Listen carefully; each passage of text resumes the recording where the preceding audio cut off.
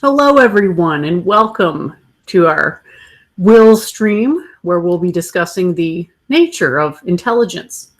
What does it mean? Is there more than one kind of intelligence? And how can we tell if someone is intelligent just by talking to them?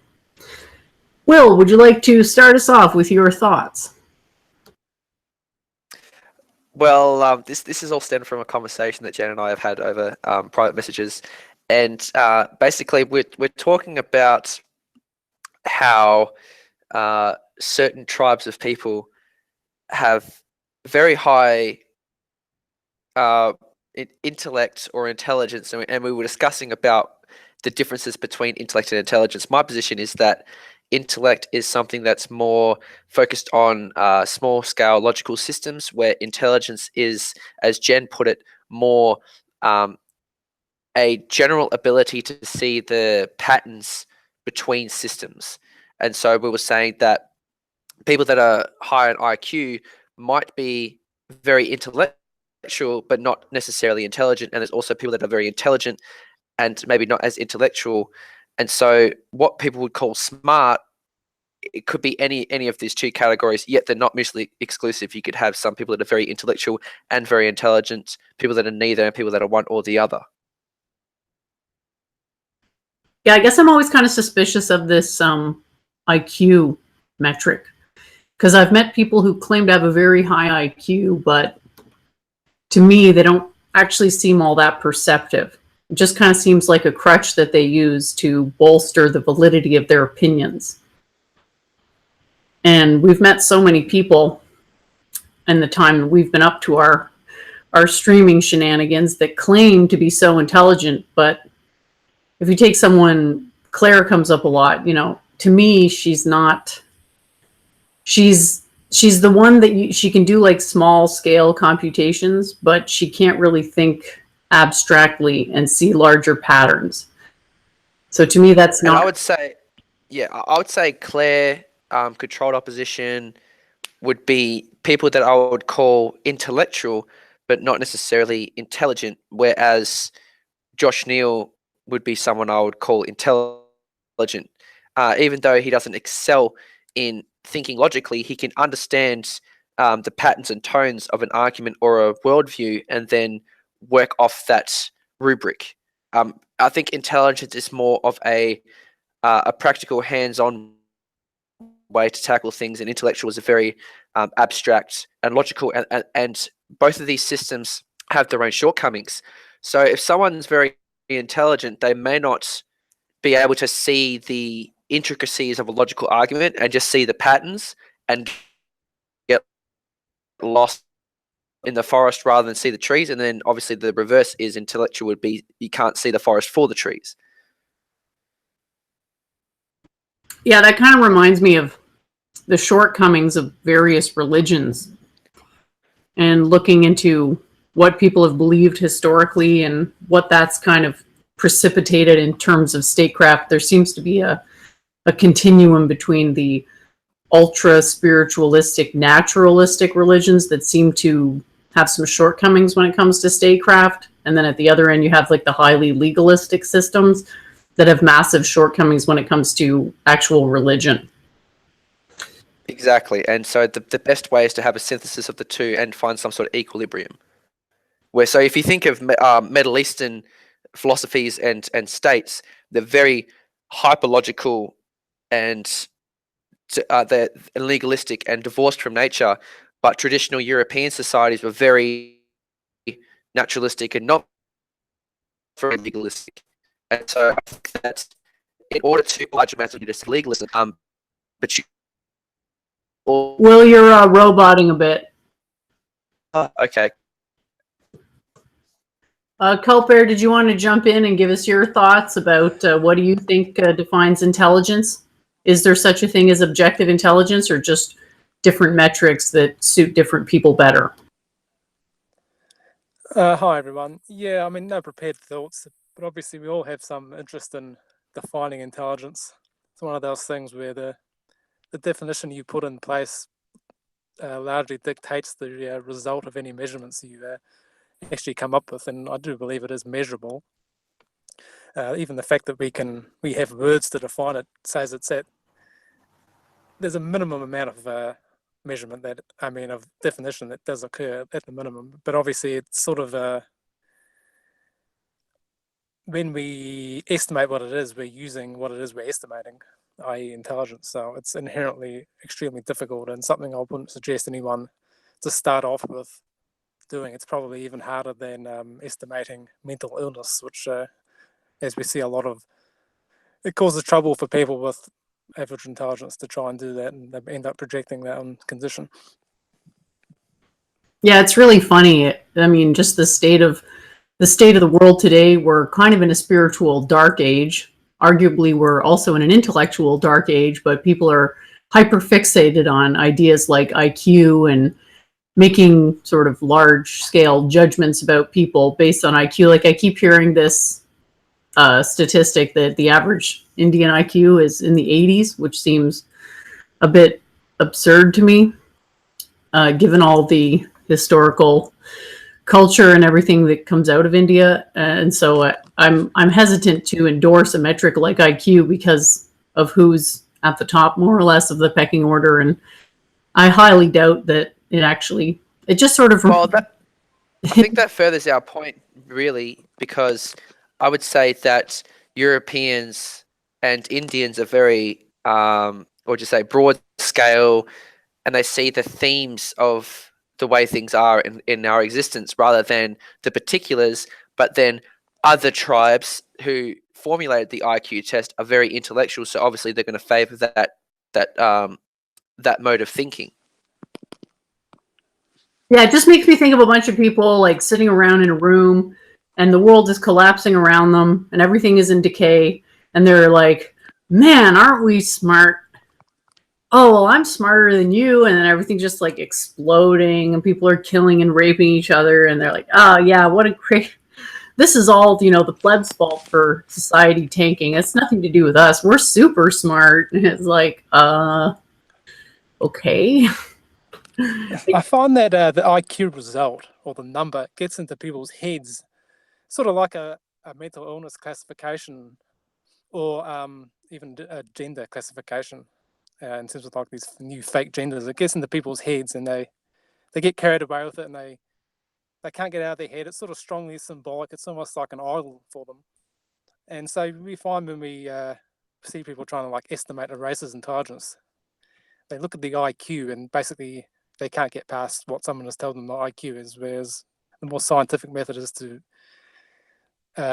look at IQ estimates as well as other things and to basically view them, find out their relative truths behind these pieces of data and then compare them as a whole instead of just fixating on what someone's told you about an IQ.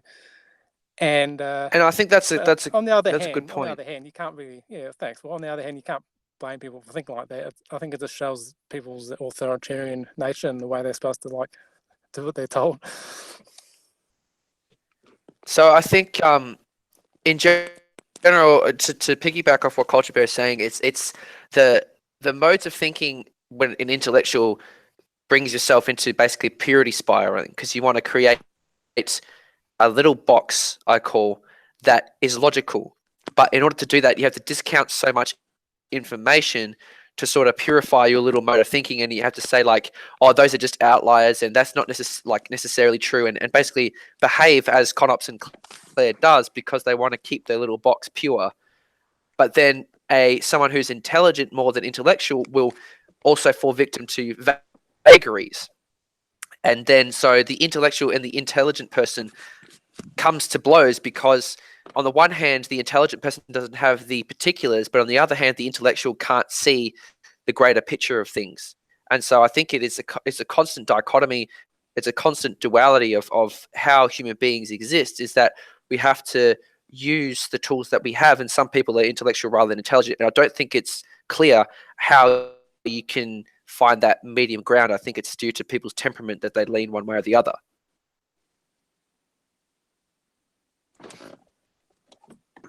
Oops.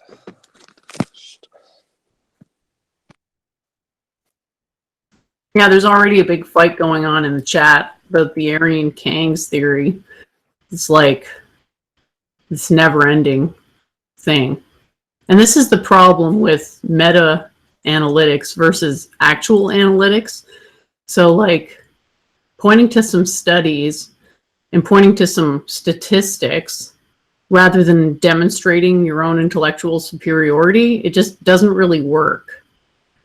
Like, no amount of research is going to prove that what it is people want to prove using these statistics. I really think they should do a direct analysis rather than a meta-analysis, because I mean, you're essentially trying to dog whistle, right? Like, oh, we have a higher IQ, therefore X, Y, Z. But as you can see with this human biodiversity thing, you don't necessarily draw the same conclusions based on meta-analytical approaches. And when you have a direct analytical approach, i.e. you go out and establish that you're intelligent individually, the meta-analytical approach can be actually used against you quite efficiently. Because like, what does IQ imply exactly? That the Jews are the smartest people, and then after them, the Chinese. Does anyone see any? Well, people don't really understand the controlled opposition principle at all. And I think the thing that a lot of us do of underestimating and just making fun of Jews effectively sort of blinds us to the subtlety and the skills they have at appealing to us. So I warn against that.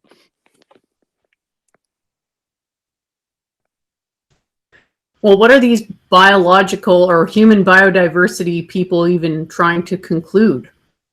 Like, just based on what Kyle Rowland says, it seems he wants to have some type of political movement that caters to high IQ people. And you hear this with immigration as well.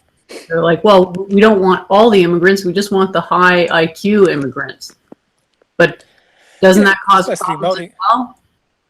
Well, it's multiculturalism 2.0. That's what I've been saying for a while, and I'm glad that people are jumping in line effectively with that. I guess it should have been obvious, but yeah, I mean, there's always been a contrast between diversity and equality in the subversive line. Like they're basically opposite principles, but they don't operate by overt principles, or they don't believe in their overt principles, so they don't mind pushing one or the other depending on the circumstances.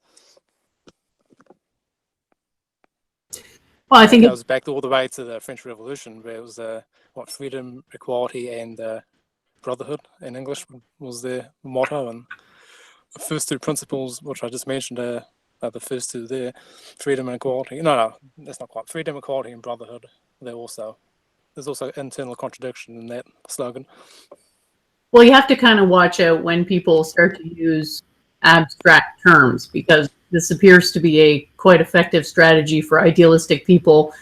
Just read the American Constitution. It sounds so great, but then when it gets implemented, people are all upset because it doesn't look the way they thought it would. But if you look at how things have happened in that country, everything that's happened has been legal. So that's exactly what was intended from the start. So people are upset now, but they can't quite put their finger on why they're upset, and it's this problem of thinking that you know everything. Now, how many people say, like, oh, just go back to the Constitution, it's going to solve everything? And what exactly is the appeal for the Constitution? The right to bear arms? Other than that, I mean, even that has its own issues. If you have a bunch of armed communists sieging your government, is that a good thing? Should everybody be armed? I guess to me it's a bit crazy to think that everybody should have a right to bear arms. You can't blame Americans for wanting to hold on to the history, but at the same time you have to recognize that, at least according to my sources, the original formation basically came to an end in 1862 with the Civil War. Or maybe there was something in 1859. I've also heard that date. So it's a pretty short-lived state in its classical form. Yeah, it reminds me of the people who were like, "Oh, let's just go back to the good form of Christianity." And I'm like, "Well, what form of Christianity is the good one? The original one?" The further and further back you go to Christianity, the more and more it looks like Judaism. Yeah, pretty much. It's so So funny. I understand. Come on, guys, go ahead.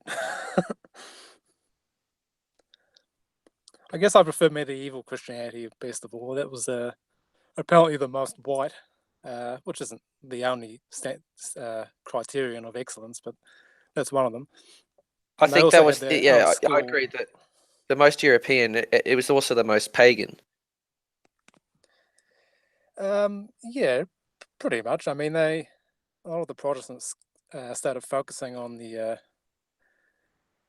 Old Testament more, and especially they had this anti-idolatry thing, which is pretty foreign to Europeans. I would say, even though there's some intellectual content behind it, like wanting to worship a more pure form. But at least Yeah. the iconoclasm at least seems Semitic to me. I don't know, man. I think the whole thing stinks, but that's my own personal view. I think that this talk of rights is okay. I've had enough of this fucking Josh guy. Get him on here or shut him up. Throwing fucking shit from the crowd. Well, he's a bit of a troll. If you look at his profile picture, it has a slightly Jewish-looking person with a hexagram in his eye, but apparently he's not Jewish. I guess he's a bit of a troll. I wouldn't have posted the link, but okay. I could just Yeah, I think boot anybody. this talk Basically, of, I can boot anybody. So if they come on and they start being super rude, I can just kick them off. But that hasn't really been happening lately. So we did have that thing with Claire that, yeah, I eventually booted her. But you actually got into a pretty good debate with her. Well, I thought had a lot of points. You made some really good points, and it just sort of goes. It's funny how Con Ops is white knighting for Claire now. Just because you dissed him. no. and his, Well, the second fragile time he man came on, god he ego. wasn't. The second time he came on, he wasn't white knighting. He was calling her out on her bullshit when it came to That's true. That's true. modern violence within Islamic states. Oh yeah, he's quite effective in certain because he's arrogant, right? So you can use him against. It's pretty much just turn him in one direction and let him go and just wreak havoc. He's like I have a the theory. base centrist archetype, but like the ironic one. And so he'll basically, no matter what, like he's the embodiment of the cultural Marxism school. No matter what anyone says, criticize it because you're just so much more based as a centrist. Like there's basically no way that he's going to be swayed because he's so. Go ahead. He really got under Noglin's skin. I don't know if you guys have heard that. that was pretty heavy. And I have a theory that the only reason Jen has triggered him, although maybe they're both triggered, is that because he sort of craves female approval, and that's sort of one of the reasons he's a womanizer. No comment. Well, it shows that basically betting a lot of women isn't necessarily asserting dominance. It could be sort of a reversal in some respect. Well, we spoke about that the other day when it came to alphas and pseudo alphas. I think he's basically a lone wolf type person, and I think he doesn't like me because he's used to interacting with stupid women IRL. And he's probably really good looking, so he's used to like that preferential treatment that really good looking guys get, and he doesn't get that from me because I judge people based on their intelligence, and so he's like triggered that his little cutesy little routine doesn't work on me. Oh, I don't know, Jen. I think he's probably pretty ugly. I mean, I'm not going to think he's good looking until he proves otherwise. He sounds like a guy. Again, no comment. He sounds like a guy who's so good looking that his personality sucks. Because I don't know if you guys have noticed, but incredibly good looking people, at some point, it tends to work against them because they don't really have any incentive to work on their personality. So they just sort of drift through life. And they get everything because people do give preferential treatment. Science has demonstrated this. People give preferential treatment to better looking people. So they're just like, well, what? You know, why don't you just accept my position as this like uber-based centrist and all my insults and ad hocs towards everyone that believes in things that aren't mainstream? I guess that just doesn't work for me. Well, I don't mind the idea of memeing him as some sort of someone more awesome than he is. This is a joke. Well, we all know who the true base centrist is, and that's Norman Hobbes. So we could say Connor is like the wannabe Norman Hobbes. He wishes high T as Norman, but he'll never be.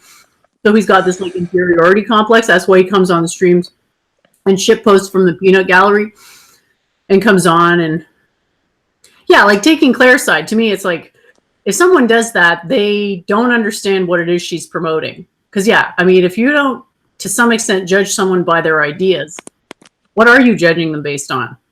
Their ability to do political correctness, their ability to flatter you? Does any of that really matter?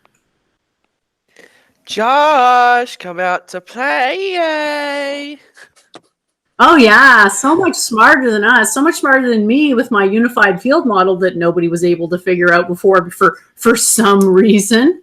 Shouldn't it be obvious to all those Aryan Kangs that the periodic table is three-dimensional? Why didn't you prove that first? Might make your opinions more important. Josh is jealous. He's in the outer circle of beta orbiters, and he's trying to get closer. This is his opportunity. It's the first time he's been invited on, and he's just he's neglecting the opportunity. He's been on. I've heard him once before. He's okay. I don't remember what he said, but sounds pretty smart, I guess. I think he was talking about psychedelics the time he came on. He has been on one time. I can't remember who he was fighting with, but he did get into an argument with someone. It might have been Claire. Anyway, back to the topic. I recall how sort of arrogant and misled, not to be harsh on the guy, but how arrogant and one-dimensional Luke Ford seems when he gets onto the Jewish IQ thing. It's like a sort of leading logic where if you accept this fact to be true, then it's totally true. And anyone who disagrees with you is like just resistant to the truth, or they're just jealous or something. It's sort of like a singularity of thought, which is, I guess, the kind of thing that we all have to avoid.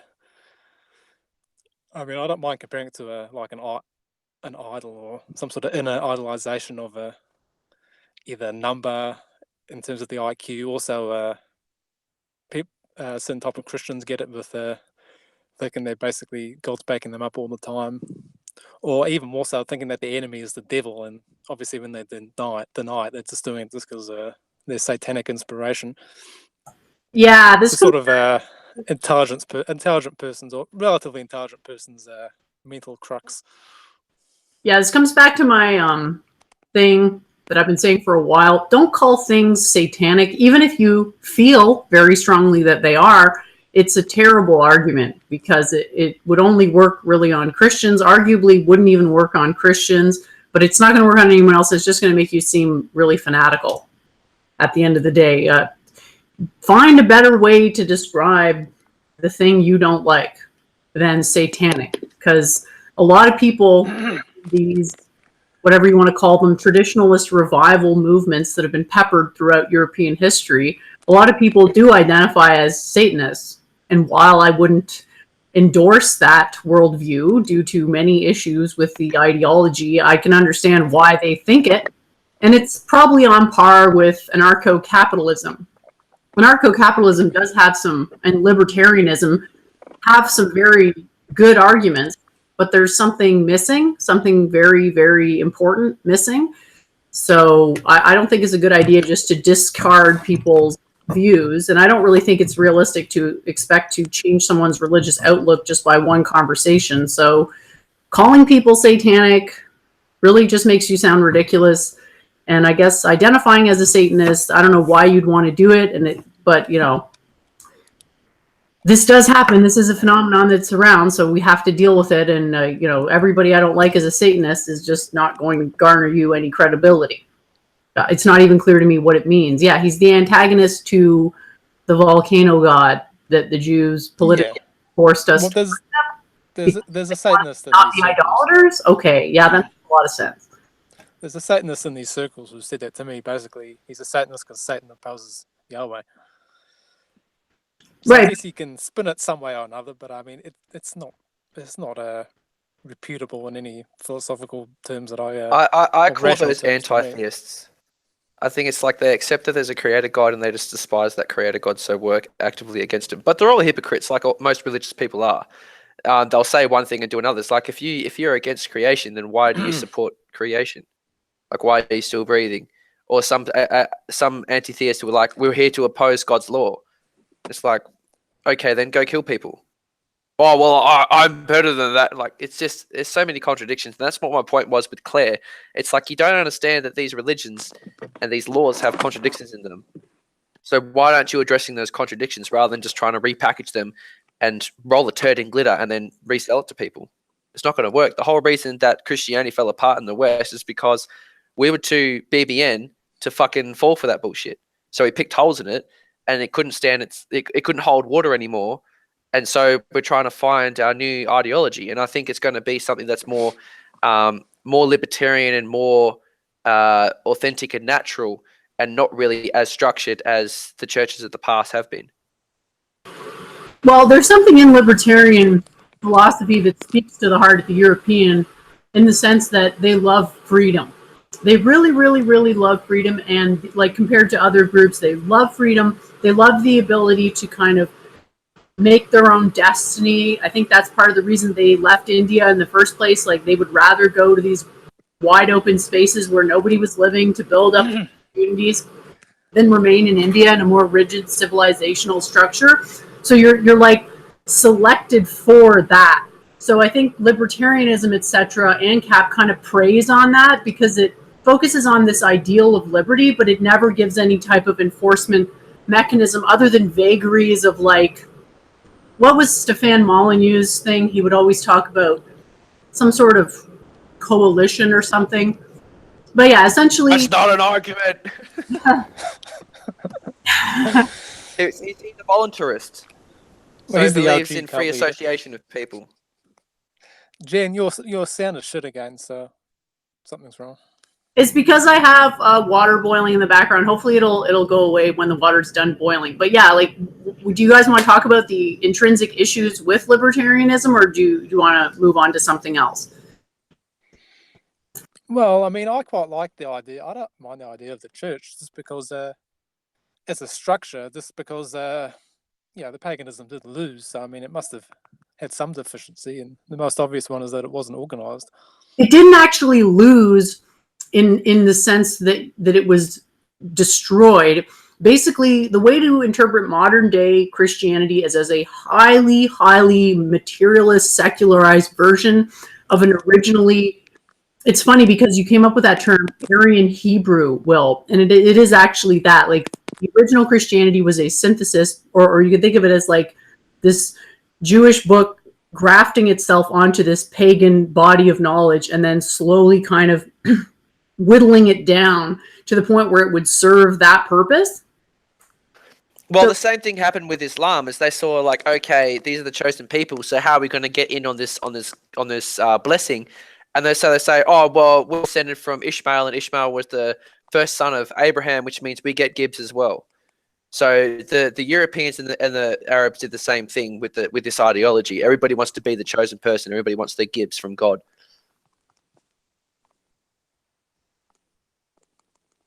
Yeah, there's two possible hypotheses. Hypothesis one, it was a Jew-led movement to convert Europeans to Christianity and Arabs to, or whatever they were called back then, to Islam.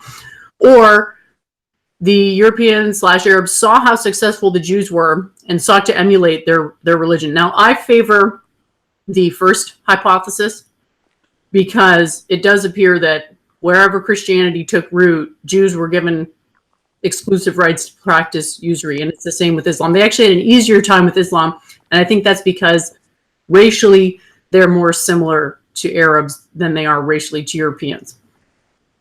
So what do you guys think about those two hypotheses? Like, does it matter which one's true? Which one do you think has more predictive power? Sorry, I wasn't listening. I reckon they're both equally true. I reckon it wasn't the same tactic for those different races. I think the Jews will just capitalize on anything they can to maintain the positions of power. I mean, they even got into bed with the Roman Empire to try and hold their positions. So I think it's the same with the liberals and any sort of elite. They want to just try and maintain their power, and that's what they're doing now. So that's why they're bringing in Muslims, because they see that I think populism is a threat.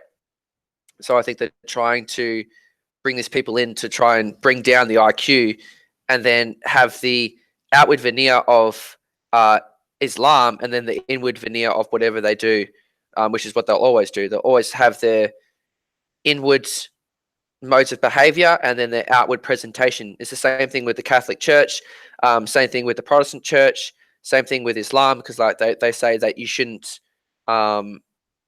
it's an abomination to be a homosexual, but then they'll fondle little boys because they're technically not boys because they don't have a beard, and they'll do all sorts of fucking mental gymnastics to try and get around to do whatever they can to get away with whatever they can. So I don't see that this is necessarily good or evil. The problem with Europeans is that we've been ingrained with a certain morality for so long that it's sort of a characteristic of our spirit now, and it's very hard to look at other races as if they don't have that spirit. And that's where our shortcoming is we give the benefit of the doubt too easily. We assume the best of people too easily. Isn't that idea that you can like trick God? Doesn't that remind you of the devil idea? Because I mean, in that system, he's still being created by God. At the same time, he's an adversary of God, so it's like internally contradictory. Well, I mean, that's just one of the contradictions. But there was a time when Moses was given the law. I think it was just after or just before he was given the law, and he came down to the mountain and he saw that Israel was like it had turned. I think it was just after he was given the law, and they turned back into idolatry and they were doing all this evil stuff. And then God just basically lost his cool and said, like, I'm going to wipe out Israel. And then Moses went up to God and said, well, no, man, like, you've brought us out of Egypt. You've done all these things. You've given us the law. And now you're just going to throw it all away and wipe them off the face of the earth. And then it says that God repented and changed his heart towards Israel. So it's like God thought evil about Israel, and people say, oh, well, it's not evil. It's just harm. But harm and evil are the same thing. You're thinking maliciously about an entity. And then he repented. And Moses was the one that apparently had superior morals to God. And then apologists will say, oh, well, no, it was predetermined that Moses was going to do that, and it was just a test for Moses. And I'm like, come on, man. Like, this is what the book says. Interpret it however you want, but that's what the book says. It says that God repented. Moses had superior morality to God because God changed his mind in accordance to what Moses wanted. So this idea of... Well, there you go. But so if you say that a finite human being that only lasts for how old did Moses live for? Like 120 years, maybe 150, and then you've got Shaitan that lives for thousands of years, and you think that Shaitan's not going to be a little bit smarter than Moses? So if Moses can get God to change his mind, don't you think Shaitan can? And that's what the Book of Job is. It's like, I bet you, I can get Job to do this, that, and the other thing. And so technically, God actually lost that bet because Job was pretty much like, I don't give a shit. God's an asshole. He's taken all the stuff away from me. Then God revealed himself to Job, and then Job's like, oh, crap, I was mistaken. And then apparently God won the bet. So I don't understand how it goes. But all those ancient stories are just, it's very similar to the way the Greek stories are and the way that the Norse pagan stories are. You've got a primitive society that's trying to create a mythology that explains the way the universe works. Sometimes it just be that way. And so they're trying to reconcile that with an ordered universe that they can see, but the unorderedness of human experience. And so they come up with all these stupid stories. And as they progress and become more and more sophisticated, they have to create apologetics rather than just discarding those myths or saying, that's just a story. What we really believe is this full. So it's one of those problems is that when you try to hold on to something that doesn't work anymore, you have to do so many mental gymnastics to try and reconcile that with modern beliefs. Yeah, I mean, we'll never tell if the beliefs, how they started off, but I do think they reached, in some cases, a pretty advanced level of, I guess, multi-layered symbolism. And after that, they, in my opinion, they decayed down the centuries into literalism. But I mean I think probably unprovable. But the problem is that if you say that, okay, everything started off as perfect, right? You had the Garden of Eden, everything started off as perfect and then slowly decays, right? Well, if everything started off perfect, you would have germ theory in the Bible. You would have a warning against Marxism and communism and Maoism. You would have people telling you, like, well, okay, there is a law against pharmakia. The other word for it is sorcery. But you would have these in the Bible. You would say, like, okay, this is what Marxism is. Don't do this, otherwise 100 million people will die. And this is what germ theory is. Make soap out of animal fat and then wash your hands before you eat. But nowhere in the Bible does it say that. And so the two greatest killers of mankind in history are completely absent in the biblical text. So if God really did know everything, he wants you to die of disease. Or you have to then create apologetics and say, well, actually, no, it's demons that make people sick. Like, come on, man. Seriously?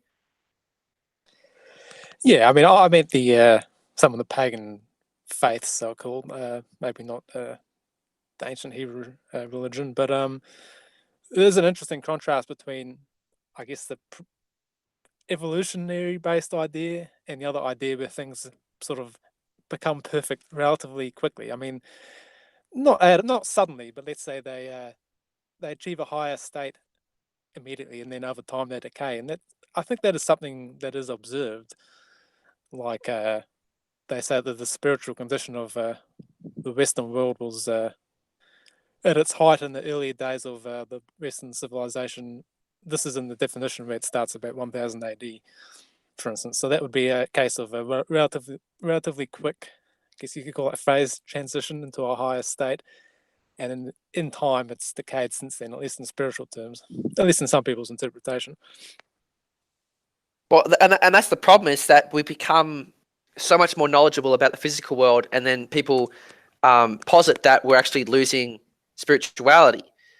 But I don't see it that way. I think that spirituality does rise and fall, but there seems to be, at least since the pyramids, I would say, or the megalithic societies, that there is a progression in the physical sciences again. So it's really quite strange to me how people think that there was a creation and then everything's been degrading since then, when that doesn't seem to me to be the case. We're actually in a time now, funnily enough, that less people are dying from war than most times in human history. Even though war is more of a constant thing, it's a lot less people dying, and it's a lot more sophisticated than it used to be back then. So it's. I think that my position is that it's just, why would you? Life is complicated enough.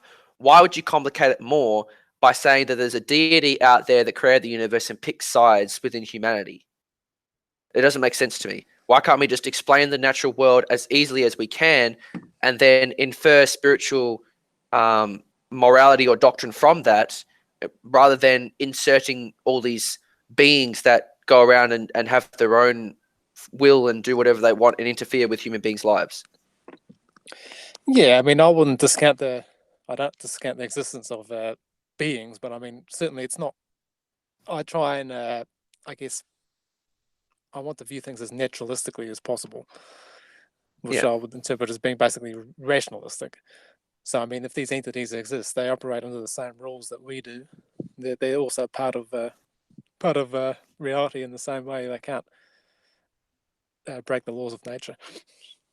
And I think ultimately it would depend on how quickly or how much entropy affects enlightened beings, to say that the God that's in power at the moment over all the universe, who's the subordinate of the Father, at least in the way that Judeo-Christianity angelology seems to work, that this being has been in control for the past 6,000, 7,000 years. And so we'd have to calculate the rate of entropy for this spirit to be human, if it is human, or it's something that's superhuman. And so we have to make a distinction between regular spirits and then the elite spirits. And these elite spirits suffer. They go through entropy at a much slower rate than every other being, because Jen seems to think that you can reincarnate after about 7 years.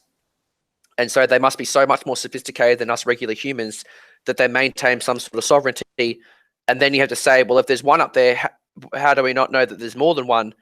And are we just suffering under the hegemony of one entity, and then other entities are trying to fight for power? And it creates all this confusion. So I was trying to figure out is paganism true? Is there like an Odin and a Thor and all these, and then obviously they go by different names in different cultures, or is it that these entities are all individual and share similarities between culture, which I think is less likely, and are they all in one pantheon, and then you've got like the Abrahamic God that's trying to like usurp all their power from their regions and they're at war with them, and there's like allegiance, or are they all equal and they're all fighting for power? Like, what the fuck's going on? So I'd like to hear Jen's take on that if she's still tuning in. Yeah, sure. Thanks. And it's great that you brought this up because there is certainly a hierarchy, and there are. So basically, the way it works is you can kind of, I think of it as a fishbowl. So there's like the ones at the very top are the most enlightened, and the ones at the very bottom are like what you think of as spirits, like evil spirits that might have not nefarious goals because they don't really function. They're more like tricksters. They like play tricks on people and sort of, they're trolls, I guess is what you call them, spiritual trolls. So I think there's a trade-off between spirit power and how much of a troll you are. So the like super enlightened beings are the ones who are the most powerful, but also the most, I guess, enlightened. So in that sense, they're not going to act as often because they would rather people submit voluntarily than force people to submit. Whereas the lower ones, which is what this Abrahamic God is sort of an embodiment of, is these lower spirits and that high consciousness kind of guiding the actions of living people. It's this idea that you can just sort of supplant the priest class with whoever and that it'll work out long term. But what that turns into isn't our selected disaster where everything turns into a desert. So these higher spirits still exist, and in a way they're more powerful than ever because their attitude is basically that they're too disgusted to take birth because it would just be not worth it for them because of how much they would be persecuted. But they still act on the world, they just do it in more abstract ways, such as well, you can think of genetic diseases as being an example of these types of curses. Right? Like, look at the prevalence of genetic diseases. A lot of that, I think, is caused by people basically being disgusted by the actions of their descendants and saying, well, you want to act, you want to deny natural law, you want to LARP as some, like, Kang. Well, you're going to feel the wrath of your ancestors for doing that because they expect respect, because they care about you, so they expect you to honor them. So all pre-Abrahamic religions had some degree of ancestor worship or honoring, or however you want to word it. I think we've really fallen off the path since then, and that's what's been happening in the world since the dawn of these religions. It's been increase in mercantilism and a decrease in our ability to live within the parameters of nature. And that's eventually going to catch up with us. I just hope it doesn't lead to a complete cataclysmic collapse. You know? On the point of genetic diseases, I would say that it's possible that there's much more prevalence because there's such a low infant mortality rate, so that people actually live longer and have more chance to reproduce, even though they suffer from recessive genetic diseases. So it could be just the fact that there's more people, and so it's the same percentage, but there's just a greater number because there's 7 billion people. So if it's 1% of 7 million compared to 1% of 7 billion, there's going to be obviously a lot more people that suffer from genetic diseases. And also the point of these higher ranking spirits, would you say that they were originally human, or did they never exist as human? They were all originally humans. Would you say that human beings are the only spirits that, okay, so does a human being have to go from like an amoeba all the way up to a chimpanzee and then go up to human being and then obviously go through the gradations of human beings to become a spirit? Or does it start a human being and become a spirit? It's the first one. There's no creation, so everything comes about from very simple life and then eventually goes up the scale. And human within our teachings is said to be the highest. Some animals are very intelligent. And so it's said that some humans can go between animal and human form, but I would say that's like a minority. So yeah, most of all, I'd say these spirits are human or were human at some point and could become human again if they wanted to, but they just, I think, largely don't want to. That's kind of the vibe that I get, because their superiority won't be acknowledged. They'll just be persecuted. Do we want to talk about the Varg situation? Oh, not really. Oh yeah, that was awesome. Do you want to talk about that, Will? Because you made a comment there on his video. I thought it was interesting how you expressed yourself so well, but he sort of, I don't know. I sent him about a paragraph touching on the 2 points that he made. The first point was on essentially genetic determinism and how epigenetics manifest in children compared to the way they manifest in their parents. And so I commented on that, and then I commented on free will, because it was sort of a non sequitur how he said, this is how your genetics are determined, and genetics determine your behavior, and then free will. And I'm like, okay, how do you, because obviously everybody knows my position on free will. I'm like, how do you get that? And then he commented, and it's a bit random too. And I'm like, what the fuck? I sent you a paragraph and you replied with barely a sentence. And then one of his subscribers commented on it as well. And he defended Varg's position. And I was like, yeah, but that's not what Varg said. And then he said, well, I don't actually agree with Varg. I don't believe there's free will. And I'm like, what the fuck? And so this isn't a criticism on Varg. Obviously, he's doing his own thing. But I would have liked to have that and sort of bridge the gap between a sort of attempt to be more philosophical than religious, and his attempt to be more religious than philosophical. I would have liked to sort of a middle ground between that. But Jen, the reason that I asked you the question beforehand was that do you think it's not possible for spirits to be essentially formed for a human being, as in, like, you know how there's old souls, the like how people call someone an old soul? Would there be like a new soul who's a fresh spirit who is taken into manhood or womanhood, but didn't go through the process? Or do they think they have to go through the process and excel in gradations until they are complicated enough to be a human being? It's a bit tricky. So are you? I'm not exactly sure what you're getting at here. So we could take a construct like the Abrahamic God. So what happened with that is people started believing in it, and because of quantum mechanics, when what you believe, you do create energy in the state that you're believing in. So if everyone's believing in the same God, that does imbue it with some power, and that entity would never have been a human before, and it would exist quantum mechanically, but it's always powered by the beliefs of people. But just the idea of a creation of a soul, I mean, you can't create anything. So even that's why I said formation. So I was asking, could there be a new soul that incarnates for the first time as a human being, or do all souls that incarnate as a human being have to be a less complicated entity before they reach humanhood? Yeah.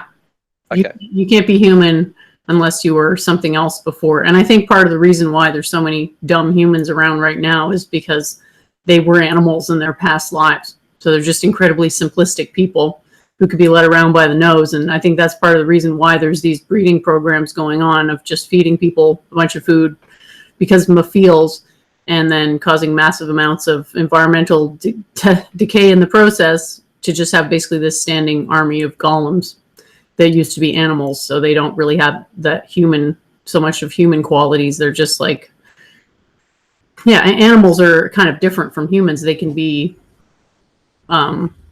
trained and much more easily. Like if you think of a dog, what does it take to train a dog? A couple months? Well, it depends. It depends on what animal, I think. But I would say that animals in general are less complicated than human beings, so it's much easier to control them that way because you can sell them a simpler product. You don't have it saves time that way. You don't have to explain to them, why to pay for this and go through like you would have to me, like justify your position philosophically in a logical argument. They'll just be like, buy this thing because it'll make you feel good. Oh, okay. Yeah, pretty much. And I think it explains a lot about what's going on right now. Just look at all these people wandering around. I don't want to say they're soulless, but they're NPCs. They don't really have an inner life. They don't have any capacity for philosophy. And I think in a way it's kind of cruel that they're in a human form, because when you're human, you should be able to do certain things. And it's clear that a lot of people just cannot live up to that standard. It's a really sad world that we live in right now. And I do believe that these spirits, I mean, it's not even about belief. I can prove that these spirits exist through quantum mechanics. So they can certainly act on the living. So we should maybe think about what they think about us rather than what living people are thinking so much, because living people have limited access to the astral realm, whereas these spirits live in the astral realm 100% of the time, and they can fuck us over severely if we defy their natural law. So would I you think say... I think John Vance was a cow in a previous life. Or his last life, I should say. Yeah, a cow, not an ox. So, Jen, would you say that the entity known as Odin existed? I think his counterpart in the Greeks would be probably Uranus, or maybe Kronos. Well, okay, let's assume he didn't exist as a human, because historically, if you look at stories like the Kaiser story and all these other things, it appears that a lot of these gods were based on real human beings. But let's assume he didn't exist as a real human being. There would still have been some sort of force that represented him as long as people were believing in him, because human beliefs have energy, and that creates a quantum entity. And this is part of the reason why these religious cults are propagated, is so that the quantum entities that people focus on give power to you know who. So yeah, he existed, and he still exists, but it's proportional to how many people are actively believing in him, and they have to believe in him in the same way. Because if people... And obviously, you believe in spiritual warfare. So, on the topic of spiritual warfare, what do you think is our greatest strategy in order to... I don't know if you're willing to admit this publicly. The strongest strategy in order to protect ourselves and further our goals, because obviously, I think all of us here are allied on the same flag. I would say focus on the quantum periodic table and make that the transitional archetype idea, and that will gain power, because it's basically the most powerful thing you can focus on, because it exists for real. So the thing about true spiritual power is that it doesn't drive you to fanaticism. So this idea that, oh, we're losing, we're never going to regain a foothold, it's like, no, that's not how it works. Like, that we allowed ourselves to lose temporarily because we know that in the long run we can't lose. And people fell away from the natural law tradition because of a lot of reasons. I think maybe they were bored at how rigid it was. Maybe they wanted to make their own natural law system a la Kurt Doolittle and kind of LARP as theocratic dictators. But at the end of the day, they're going, like, when you do stuff like that, the spirits don't like it, so they'll tend to lock you out of this fundamental knowledge, which can be accessed, but you have to be in the right headspace. And you can't really hide from the spirits because they see your soul. You're always naked before the spirits. They judge you constantly. And yeah, if we focus on this periodic table entity and we associate it with the perfection of God's laws, and we believe truly that this is the best way to run society based on supreme objective truth, eventually everybody else will be assimilated into that worldview. So you think we should have a church of the Latter-day based saints? Well, I was thinking more Church of Entropy, because entropy is the fundamental universal law. Well, it's gravity is as well, but those I didn't really want to do Church of Gravity because it sounds too black pillish. Entropy sounds... Oh yeah, the fundamental law that means all things decay is less black pill than gravity. I understand what you mean by there's a sad aspect. Well, I think the human condition is extremely challenging and full of suffering. And so I don't want to lie about that. But the word entropy itself is a very joyful word. And I think it's among the European man's best accomplishments in science. And entropy, I mean, yeah, it's blackpilling on the one hand, but on the other hand, you can cause entropy to your opponents, which is a good thing. And this is what will happen. Like eventually all false legal systems will be destroyed by entropy. Either Mother Nature will destroy them, or people will realize that they're false and act against them. So I'm hoping we can take the low entropy path towards getting rid of the false legal systems. But if we fail, we still don't really fail, because eventually Mother Nature will just kick in and everyone will basically die and suffer for hundreds of thousands of years. Well, I think I agree with you. I think our future religion should be focused on truth with a capital T rather than a protecting spirit. Because I think the Jewish God, and I think the Muslim God as well, is more about we have an ethnic group, we have an identity, and our God's going to protect our identities to the end of the world, and then we're going to rule the world after that day. And I think what we need to be doing rather than that, and I think it's what I'm focused on, not for any like moral reason, it's just the way my temperament is I actually want to know the truth. I don't just want to be sort of, what would you say? I don't want to win for the sake of winning. Let's put it that way.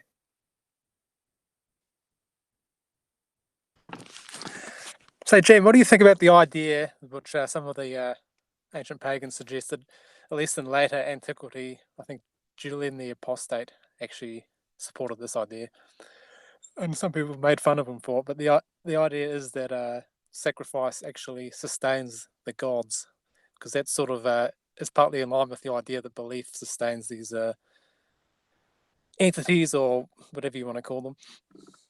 Well, it's like the belief that the sacrifice sustains the god. It's not the sacrifice in itself. Yeah, I think I mean, from what I remember, they may have said it was like some sort of a transmutation of the flesh of the victim. But I mean, that's obviously doesn't seem that rational as opposed to belief, which has rational grounds.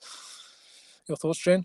Yeah, the way it works is that sacrifice is an integral part of any religion.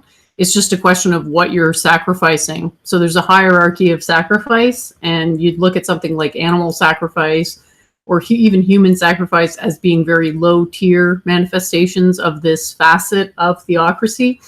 And then the higher versions would be letting go or sacrificing false beliefs in the interest of determining supreme truth. So that's the type of sacrifice that I try to embody. I don't pander to the existing scientific worldview. I only accept what I can actually demonstrate through traditional means as being objectively true. And I think that gives a better result in the end, as evidenced by the periodic table. So to me, it's very beautiful. It doesn't suggest that any one race is superior to the others, but it does suggest that there is an underlying order to the universe that we cannot change. And so the best we can do is hope to align ourselves with that underlying order. And as you can see, it's quite sequestered, but it's also one unified whole. I had some thoughts about this this conversation that you've had, Jen. I mean, you had it with Heinrich in this case, but you've had it with a lot of people, because it's something which is pretty much a part of our culture, which is, I guess, holding ourselves as superior. It sort of seems to be innate for us Westerners. But do you think it's acceptable for the masses of Westerners in some way or another to be taught that they're superior in an ideal society? Superior on average or whatever. But it's idolatry. It's idolatry, and idolatry eventually leads to degeneracy. It just happens on different time scales. So who believes they're superior to other people? Most of any group. Oh, I don't know. You know who? Well, is their religion perfect? Well, I mean, it's in line with their soul, and it has its good points. I mean, it's maybe better than some forms of Christianity, but yeah, I would say it's pretty shitty philosophical standards. The problem is, and a problem I've been struggling with the past week is thinking about, is there justification for lying? So essentially, the reason that that question came up was obviously human beings cannot understand objective truth. And by objective truth, I mean the universe as it is. But to understand the universe as it is, you must know all things in the past and all things in the future to understand the correct context. Human beings as finite minds cannot understand that. So we understand, according to, and Jen succinctly puts it as the subset of truth. So we are restricted in our faculties. So it's asking the question, should we be honest in saying that objectively there is no morality in the universe, there is only behaving according to or contradicting to the universe. We cannot know all truth, so we can only know truths with a lowercase t. So do we go out and tell the Grugs this, or do we package it in a way that has all this romanticism? But the problem is when you package it, you lead into the same problems we're dealing with. You have Christianity, you have Judaism, you have Hinduism, you have Islam, all these, even modern day philosophy. They puts the truth behind this romanticized language that we figured out the universe and it's good and there's a being watching over you and everything's dandy. It's going to be an end of the world where the just will be recompensed for their suffering. But that's not provable. That's not scientifically provable. So the thing is, like, we talk about blackpilling. Do we go out to the people and say, this is the way the universe is, and hope they get their act together? Or do we go out and say, like, this is the way we want you to think? Because to me, I don't think we know about, and this could be for malignant reasons, but we don't know of a society that actually went out and did this and just openly stated to everybody who asked them the question, yes, the universe is, we live in a nihilistic universe. Whoever gets in power controls everything, basically. The only hope that we have is that eventually through karma, they'll figure stuff out. We have no free will, and whatever you think about right or wrong is essentially meaningless, and it's just a way for you to manipulate people into getting to in power. And what I'm telling you right now isn't the truth, it's just rhetoric. Like, which way do we go? This is something I've thought about a lot. And basically my view on this free will question that keeps coming up is that even though it's not absolutely true, it still does help people as a learning tool. So you can think of it as being as useful as calculus. Now, calculus can be proven to be objectively false, yet it still has so many applications, and there's no way to really replace it with something else that's more true that would be computationally efficient, arguably.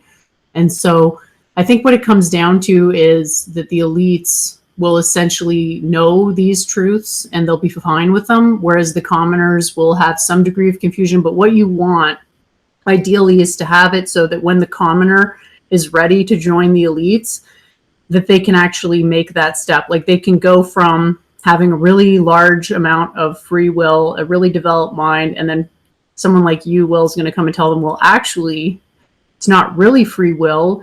You're just a consequence of the actions that came before you. But they're going to be they'll have so much knowledge that it won't really matter. Like, to me, learning that calculus is objectively false doesn't mean I'm going to stop using calculus. It just puts it into the context. So I think the issue right now that we can see really plainly is that the elites have a vastly different religious view than the commoners.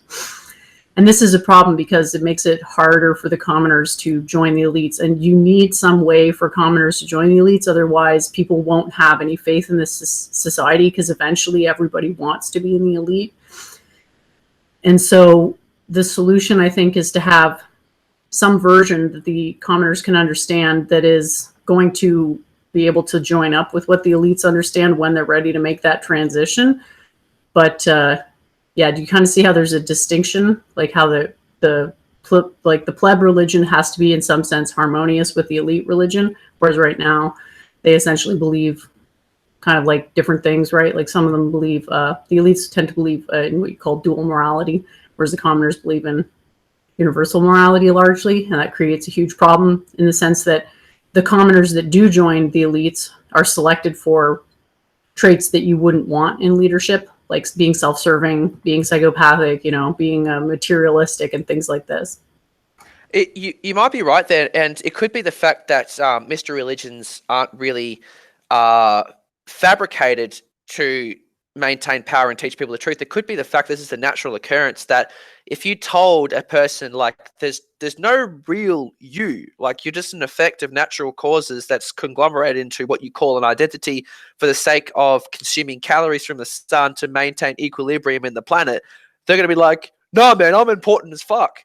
So it could just be the fact that it just like bounces off them, like it can't actually penetrate their mind, and they have to be led along a way that's not really the absolute truth, like the blunt truth, but in a way that becomes gradually more true. So I think you have a point there. And that's the role of the theocracy, is in some sense propaganda, is wrapping these fundamental truths in stories, allegories. What do you call it? Europeans love this. Anthropomorphizations, things like this, so that the transition is easier. And we have a really hard job because there's some beliefs that are very toxic, i.e. this idea of idolatry is extremely toxic, and it manifests so easily. No matter what you do, it can creep in. So we have to really be vigilant to make sure that idolatry doesn't take hold, because you get some super what's the word? Someone who's really has like a really magnetic personality, and charismatic. Yeah, thank you. A really charismatic leader. People are, as we all know, largely governed by their emotions. What's stopping this charismatic leader from coming in and soothsaying their way into power? Theoretically, nothing. And this is what's happened many times in European history. I think it's a bit more complicated with Europe, because I do believe that power was taken in a subversive manner. Like the Europeans weren't, it's not like somebody went around to every European's house and said, hey, well, we're going to put this foreign minority group into power so that they can basically accumulate as much wealth as they want. And you have to worship a person that is an amalgam of your previous god and a Jew that they decided to kill because he was a false messiah, right? There was no, that was never made clear to people. And if it had been, I mean, obviously the consequences would have been completely different. So this is why the situation we're in today is very different from what's happened historically, because people didn't tend to take power through covert means. This is something that's came along much later. And as you can see, it creates a very unstable system. I think the last 2,000-3,000 years of human history has been nonstop war.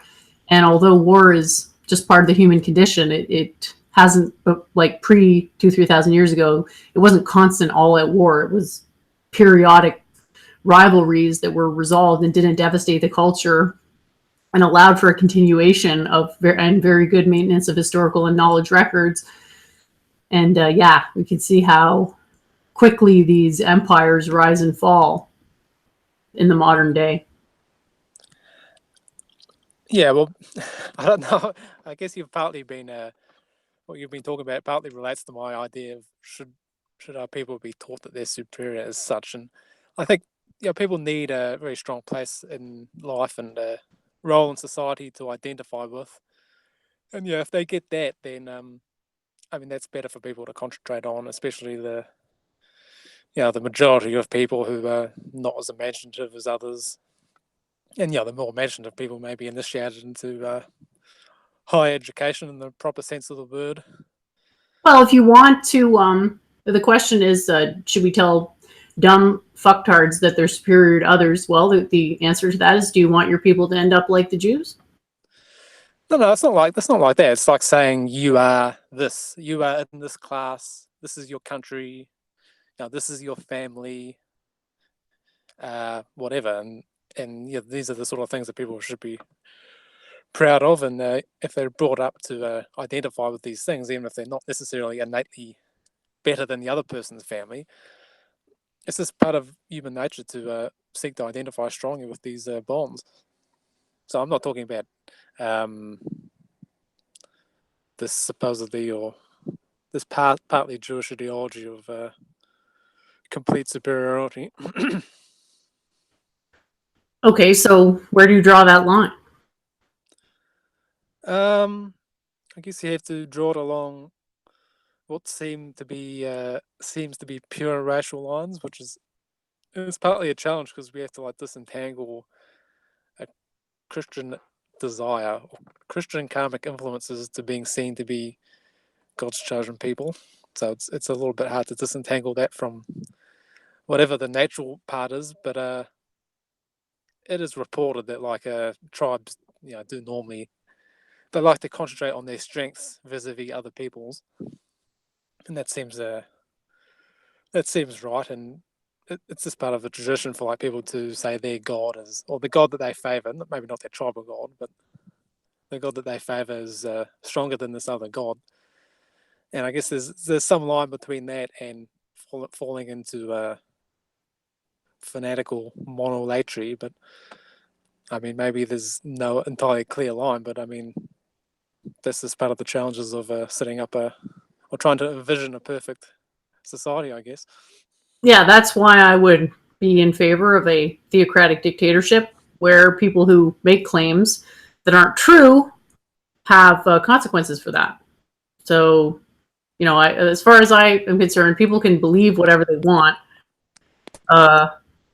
for whatever racial or tribal reasons, but they're not allowed to promote it as though it were true unless it's actually true. And I don't think there's perfect societies. I think there's only optimal societies. I just don't think there's any justification for these like supremacist narratives. And we can see how they've really undermined, like this is what the Christians believed in the beginning. This idea of replacement theology. How'd that work out for them? Like Christianity is not doing very well in the modern day. Who has actually? I think traditional Christianity is not doing very well, but Christianity as its spirit is doing great in the modern world. I mean, it was seek and you shall find. Knock and the door shall be open. We're all getting what we asked for. We're all seeking after truth and expecting it to set us free. And the problem is, it did set us free. In the 19th century, it did set us free. And we're dealing with that freedom, and we're trying to fool ourselves into this sincere belief in the world is perfect and everything's part of a plan, but we just don't see it. And so that's the struggle with the Western man, is that we want to fall back into this romanticization that we're all on the path towards heaven, but all of us know that's not true. So like we're trying to hide our doubts underneath this facade of everything's okay. And I think that's what postmodernism and metamodernism to follow is essentially echoing, is that we all know what's going on. We all know the world's going to shit. We all know that we're the cause of it, but also not the cause of it. And we have no way of ultimately fixing it. We're just limping along until our destruction. And so everybody's going to try and say, oh, but it's okay though. So that's why I'm being very pessimistic, and I sort of want to just out and out say, there's no morality. It's just your will versus my will, and let's have a go at it. And I'm going to align with people who align with me, and you're going to align with people that align with you, and we're going to go to war. So like that's my pessimistic side coming out, because that's the truth. But then obviously that's not necessarily a very optimal strategy, because then it's very hard for you to get off the ground, and it's going to lead to a lot of infighting within our own ethnicities, and it's not going to be able to conquer the problems that we're facing globally. So essentially, to win, you do have to lie, and that's why I was talking about, is there justifications for lying? And I guess in a nihilistic universe, there is justifications for lying. The ends sort of do justify the means in that sort of world. But I'm just a little bit hesitant to that, because then it leaves everything open to be justified. And yeah, it just means that you're falling into this vacuum of trying to just get what you want when everybody else is trying to get what they want. So it's exciting, but also daunting at the same time. It really is staring into the void. I think that there is an ideal form of government, and then there's a bunch of sub-ideal forms of government, and we should all be striving towards the ideal form of government that science will dictate to us what that is. And it may not be clear right now what it is, but we have to have faith that we can use science and get better at science and come to rational conclusions. And as regards whether it's okay to lie, I think sometimes you have to, because your enemies aren't necessarily adhering to the same moral code that you are. But if you are going to lie, you have to be able to justify it. So, if you can't justify it, are you saying, Jen, that truth isn't the ultimate source of good? well, let's say that I really wanted my perfect system of government, and the only way to get it was through lying. If I didn't lie, I wouldn't be moral, right? And so that's the problem. I think that it is. I don't. It's like it's also. It's almost. Sorry.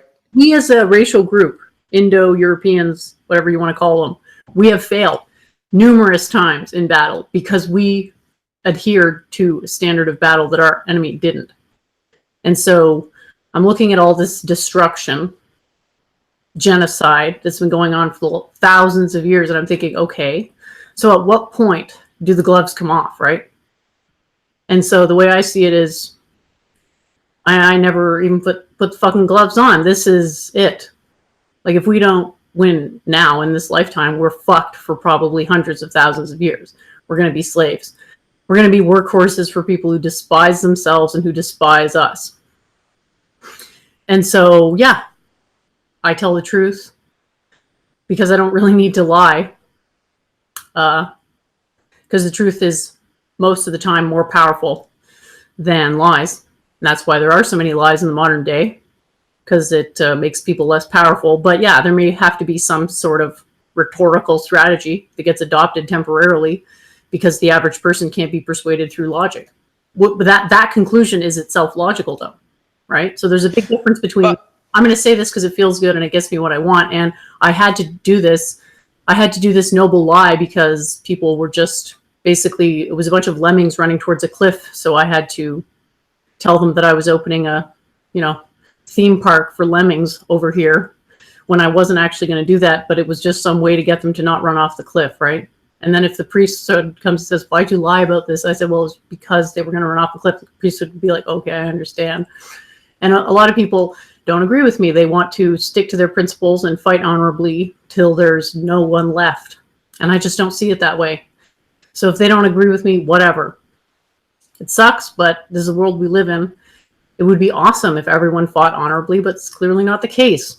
And we've had the opportunity to learn these lessons for the thousands of fucking years, but due to propaganda, people don't even understand. They don't even understand the pattern. They can't even discern simple patterns about history. So yeah, it does lead one to the conclusion that at some point we may have to take a rhetorical stance that is not 100% true for the interest of stopping the lemmings from suiciding themselves and bringing us down with them. Because we only have one planet to live on, and we can see that these our selected ideologies lead to desertification because large swaths of the planet have already been completely desertified. Reversing that process is not easy. So I would really like to preserve what is left. I'm not sure if that makes my position more clear, but yeah, I guess minimal amounts of deception.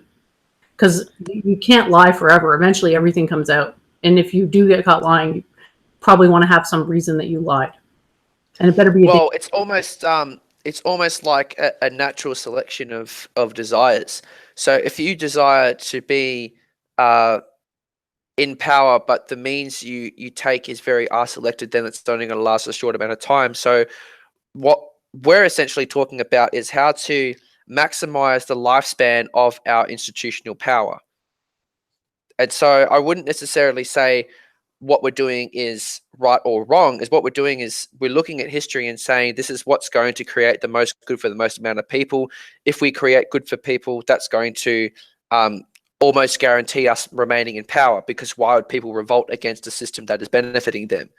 So I get where you're coming from, but then again, it's not saying that we are trying to institute an ideology of allegiance to truth, because that's not the case. We just admitted that we want to lie to be able to get into a power so we can get truth. So if you have to lie to get to the truth, we aren't following our own ideology. We're not following our own ideology. We're doing this in order to create a better world. So it's essentially utopian. Well, there's a difference between surviving and objective truth, but there's also a connection between how likely you are to survive and how well you understand objective truth. Right, and that's what I'm trying to get at is like, I like to think of myself as someone who searches for the truth, but the funny thing is internally, excuse the skyline driving past, internally I seek to find truth, but externally I seek to survive. So it's that duality in which I exist. And so I think that you can almost analogize society like that. On the external, it is about survival. You know, we're creating the theocratic dictatorship so it can survive and remain who we are for a longer period of time, to extend our existence. But internally, we are searching for truth. But that's sort of a pastime. And so, would you agree that that's pretty much how we all act on an individual basis and then collectively? I don't see a contradiction between mastery of supreme truth and creation of an optimal civilization. I mean, what else is going to give you an optimized civilization if not supreme truth? Yes, but the thing is not everybody can understand supreme truth. So internally, so you could say that the elites within this benevolent theocratic dictatorship know the supreme truth, or as much truth as a human being can handle. But externally, we have to give them these stories, these analogies, these metaphors, these lessons that aren't exactly the supreme truth. There are the shades of it, or a way that leads them to understanding the truth. So externally, we have externally we have to lie, but internally we can be consistent.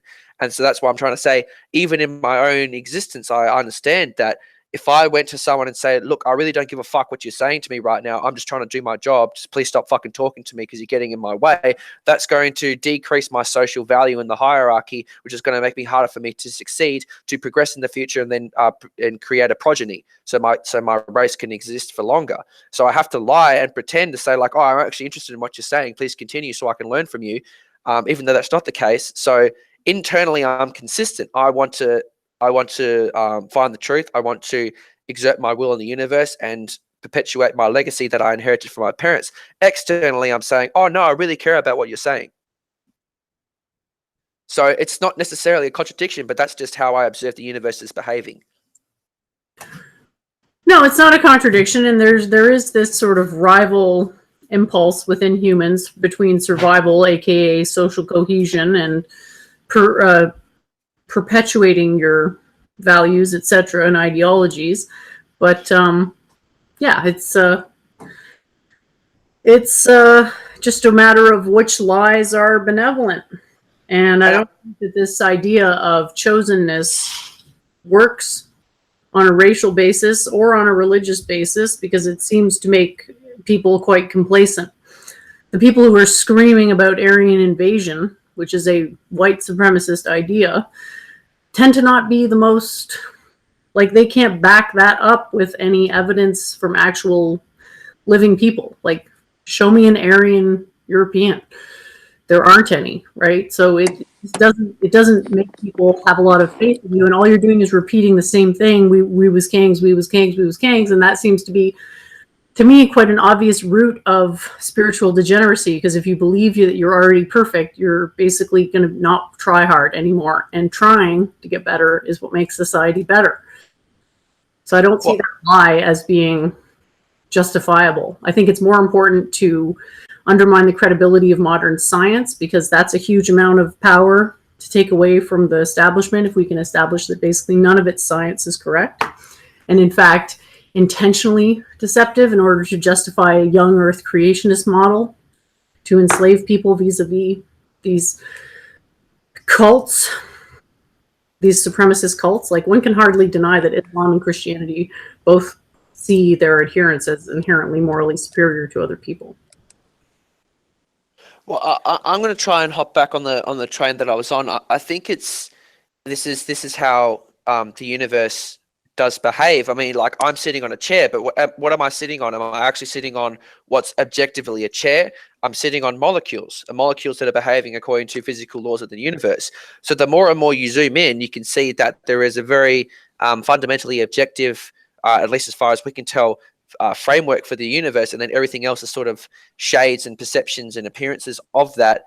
And so you could say internally, we have the truth, or we have a approximation of the truth, and then externally, the further and further away you get from that, the more and more fuzzy it becomes, the more and more convoluted it becomes.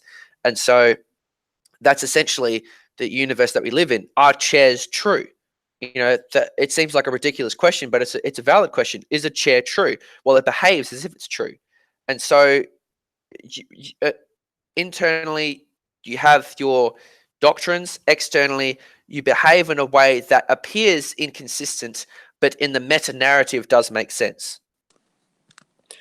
Well, you could call it a form, right? So they're true as a form, and it's sort of revealing the way that what we can conceive of phenomenologically is actually sometimes more true than the essence, than the sub-particularized essence of reality, which is I guess, a gift of our consciousness, or consciousness as a thing. But I mean, I was thinking about what you were saying before, Will, as regards motivation and personal motivation for people. You could say it's sort of divided. You can view it. It's a bit like viewing gods and natural forces. You can view them as divided, or you can view them as singular, if you will. Like this balance between seeking truth and seeking survival. I mean, that could be reparameterized into a singular thing called destiny, for instance, if you wish. Same with the gods and the natural forces. But what I was sure where you're going with that, Cult Vera. I'm Okay, sorry, I was a bit I advanced for you guys. Sorry. I feel I feel like we're constructing a narrative here, and people are tending towards this Semitic superiority narrative of like we was kings, and what I'm trying to convince people of is that this is not in your genetic heritage. Yeah, I mean, I've thought about. I guess I've already come to my conclusions on that issue. I just haven't really talked about it publicly, but I prefer to concentrate on it being a sort of mentality that disappoints people and makes them, if they see the opposite of it, makes them turn against their own people and say convert to Judaism, for instance. Well, think of it So like this: like I mean, one of the first streams I did, Thomas White was giving me a hard time because he was saying, would you rather talk to a dumb white person or a smart non-white person? And I was just saying that's a silly idea. What if like some superior race came down from the heavens? Would that mean that I should have no sense of self-worth? It's sort of it's not the final red pill of racial nationalism, if you like. the issue is that the truth is that man chooses God. So this idea that God chooses man, this greater meta narrative of chosenness, is itself an anthropomorphization of God, because it implies that God has some ability to like look at different groups of humans and say, I choose you, which is itself a form of idolatry. So if we lie about that, it sort of makes everything else we say more suspect. And people are already having a hard enough time digesting a lot of the truths that we speak. So why give them a reason to discount what it is that we're saying? Like something so easily discounted, like this idea of blue eyes make. Well, it is. It is.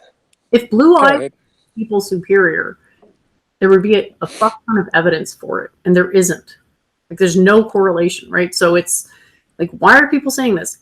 I don't know. I think it's just something people who are not that smart like to cling to, and it does seem that these beliefs about superiority are something that only intellectually inferior people believe, because intellectually superior people are more focused on actually acquiring knowledge, i.e. choosing God, than dwelling on the idea that they were chosen by God for some special mission that they don't understand. But, when the day of the revolution comes, they know they'll be on the, quote, right side of history.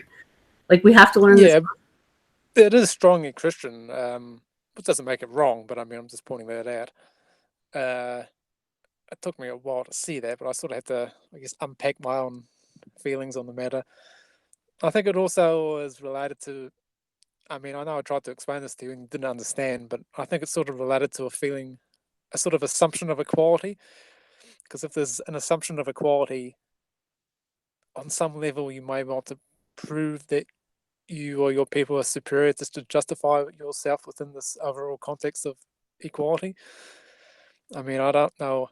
I'm pretty sure I'm right, but I mean, it's maybe hard to explain that. So, It's like the show Vikings. We're all equal, but some people are more equal than others. yeah. Have you read Animal Farm Ball? No. No, that's where that quote comes from. It's a pretty short book, so I advise people to read that. It's about communism. Well, I think there's an inherent contradiction within these universalist type religions. Yeah. The idea of, oh, well, we're all created equal, but some people are more equal than others, i.e. chosen.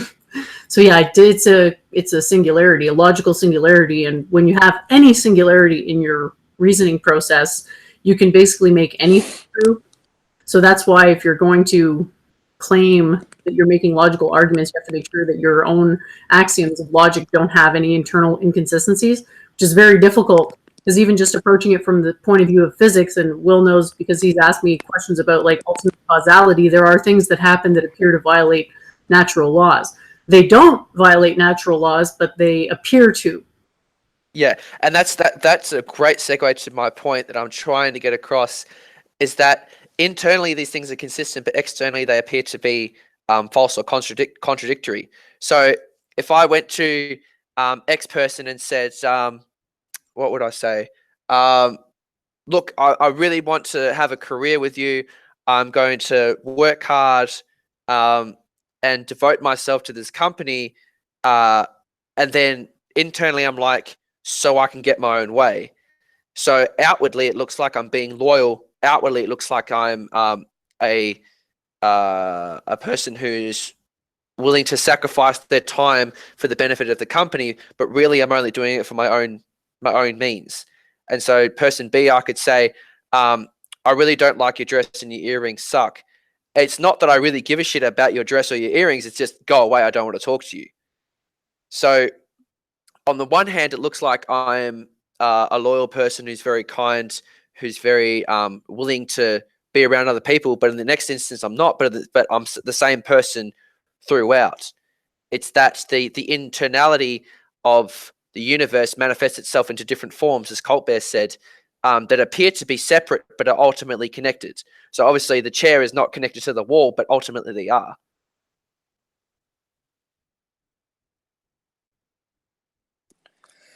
Yeah, and the highest God in that sense, I don't mind using the phrase God, but you could say the highest God is karma, or fate or destiny, whatever phrase you prefer. Well, yeah, and that's it's sort of again, it's staring into the void. You realize your worthlessness, but that also it takes away a responsibility from you, saying that which can be a negative thing, saying that things are and always will be what they will become. But in another sense, it's you're part of a greater whole that is more intelligent than you could ever imagine, and things are going to be what they've always destined to be, and you cannot muck that up no matter how much you try. So it's like it's this weird floating feeling that you get. You feel like you're being dragged down to the depths, but also being pulled up to the surface, and you're sort of just in this middle ground. You don't know what to think, and that's what I think is very interesting about accepting the apparent duality of the universe, but is ultimately monistic. I mean, isn't this what the Bhagavad Gita was about, Gene? Essentially, it's all Eastern religions, I think. The Gita was about the nature of war and how you're always like the main struggle that people need to face is within. And you can look at it as a metaphor for personal development and making the choice to be more godlike or less godlike, as well as learning about statecraft and how to do wars honorably. So there's a lot of teachings in the Gita. I'm not sure exactly how it relates to... Well, what I was thinking of, it relates to accepting one's responsibility to oppose others and accepting that's still part of the harmony of the universe, fulfilling your own personal dharma, Exactly. which may involve killing other people, but it's still Well, justified in a sense. but really, you're not killing anything because the corpse will fall and then reinvigorate the soil, which will then give rise to a tree that will bear fruit that will feed another entity, and the soul cannot die; it'll reincarnate. So you're not killing anything. It's these appearances that seem to contradict the truth, but don't really in any case. And so I think that's what I was trying to get across, in my own experience. So this is not necessarily in dialogue with you two, but in dialogue with myself, that lying can be justified because you're lying in accordance to what you see to be true. You're still acting on the same truth. It just appears to be a lie. Yeah, that's why, if you're going to lie for rhetorical purposes, you just have to have a good enough justification as to why. And so it's like telling a joke as well. It's like, am I lying by saying that you've eaten so much food that you look like a whale? With a friend, obviously. It's like it's a lie, but it's a way that it creates a better interpersonal relationship and also can bring greater fruits later on down the line by creating this comical joke that isn't true. You've actually created more happiness in the world. Not saying that happiness is a good thing, but just for an example. Sure, it always comes back to this idea of rival impulses, right? Like there's this survival instinct, and then there's the truth instinct, and sometimes those things are in contradiction with each other.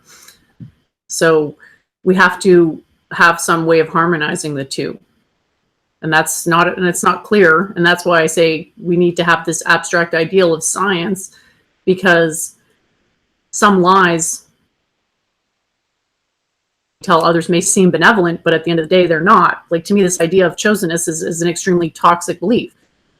And I don't want to see people believing that, because I know that it leads to spiritual degeneracy. I don't know how to get people to stop believing it. So my solution is basically a ban on the promotion of false ideology. So, believe whatever you want, but don't bother me with it, because it's not true. And I don't want to have to debunk this stupid idea every time it comes up. Norvin was in the chat before ranting about Aryan invasion theory and all these crazy racial subgroups that never existed and have no evidence of having existed. And his hypothesis is that Europeans came from the Middle East. Like, that doesn't make any sense.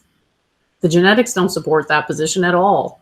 The genetics support that the people coming out of Africa are vastly genetically different to the people that came out of India.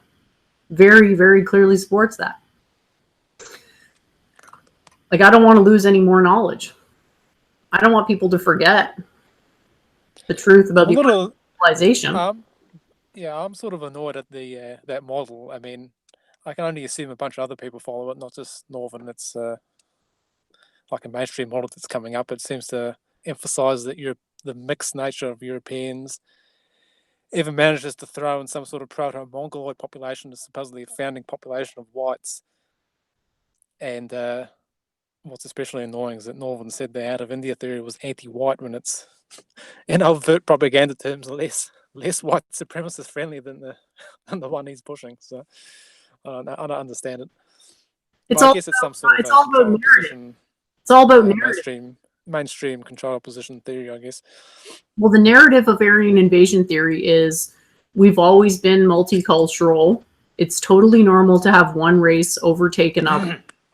And white skin makes you intrinsically superior. That's the narratives that model upholds.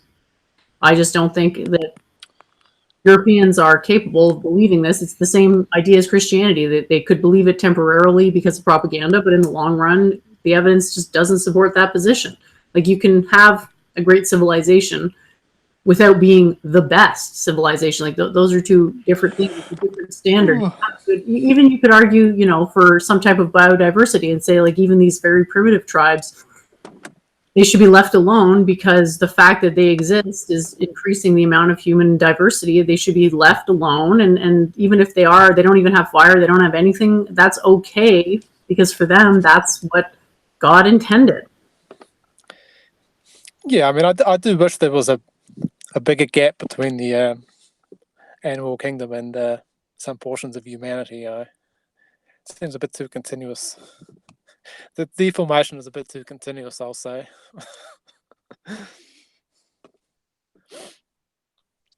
Well, it's really sad, and that's why this idea of any type of equality is actually more damaging to the people who are who have less of a culture and like less advanced of a civilization, because it's basically saying, well, what the hell's wrong with you? You couldn't get it together. Why are you still doing this stuff? And it's like, well, there's nothing wrong with them. There's something wrong with you for trying to impose your dogma on these people that are clearly both racially and they're basically different in every way, shape, or form. For them, it's totally normal because of our selection, that they would have wars basically all the time. And this is what happens with animals, right? Like if you look at feral horses, it's pretty brutal because there's one horse that's kind of like he has a bunch of mares that he's kind of the boss of them. And then eventually a younger horse comes in, chases him out, and he dies alone. That's maybe the order. I mean, is that might be the case. Is that what we want for human society? Not really, because the idea with humans is that we have an actual civilization, not that we're animals. Yeah, I mean, you could say for some people's the prison gang plus a woman, but the prison mentality of might makes right is more of it's more congenial and to their nature, and it's more, I guess, physically orientated. But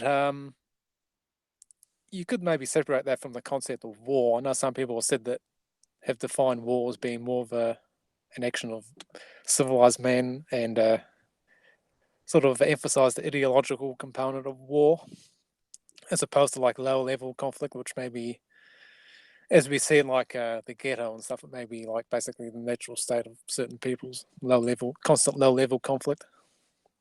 But for war, you need you could define war as needing a higher pitch of preparation and discipline, as well as the ideology that I know whites often put into war. I would say case selected war is objectively better because it doesn't devastate the natural environment, whereas R selected war does devastate the natural environment. But I also at the same time don't think I can impose case selected warcraft on people who are just not very, it's not part of their history. They're not going to be able to relate to it. They're not, because basically what it comes down to is time preference. Like they don't think in long term. They think, what am I going to eat today? Who am I going to fuck today? And am I going to have to, kill someone to get what I want? Whereas that I don't really think it speaks to us. I think case selected people are very hesitant to go to war. They don't like it. But eventually when they do, they're extremely good at warcraft. And we see that with Europeans. They're extremely good when they actually do decide to go to war. They're very good at it. I'm glad we've got around. Go ahead, Bob. I was just going to make one contention with what Jen just said. I don't think you can objectively say destruction of the biosphere is a bad thing if evolution is true. Because then, I've always made this point with greenies, it's like, oh, polar bears are going extinct, just like, yeah, and then someone else will evolve to take its place. You talk about case selection. If you want to go the ultimate case selection, everything's going to work out in the end. So you're like R/case selected because you want to preserve the current state, even though the current state will change through time. So I'll just make the contention of that statement. Sorry, I'm a bit confused. What? Well, I got it better. It's an interesting argument. It's it's a bit more nihilistic, you could say, or at least it seems. It seems nihilistic. I mean, I would say I would get pushed back against that just because I feel it's.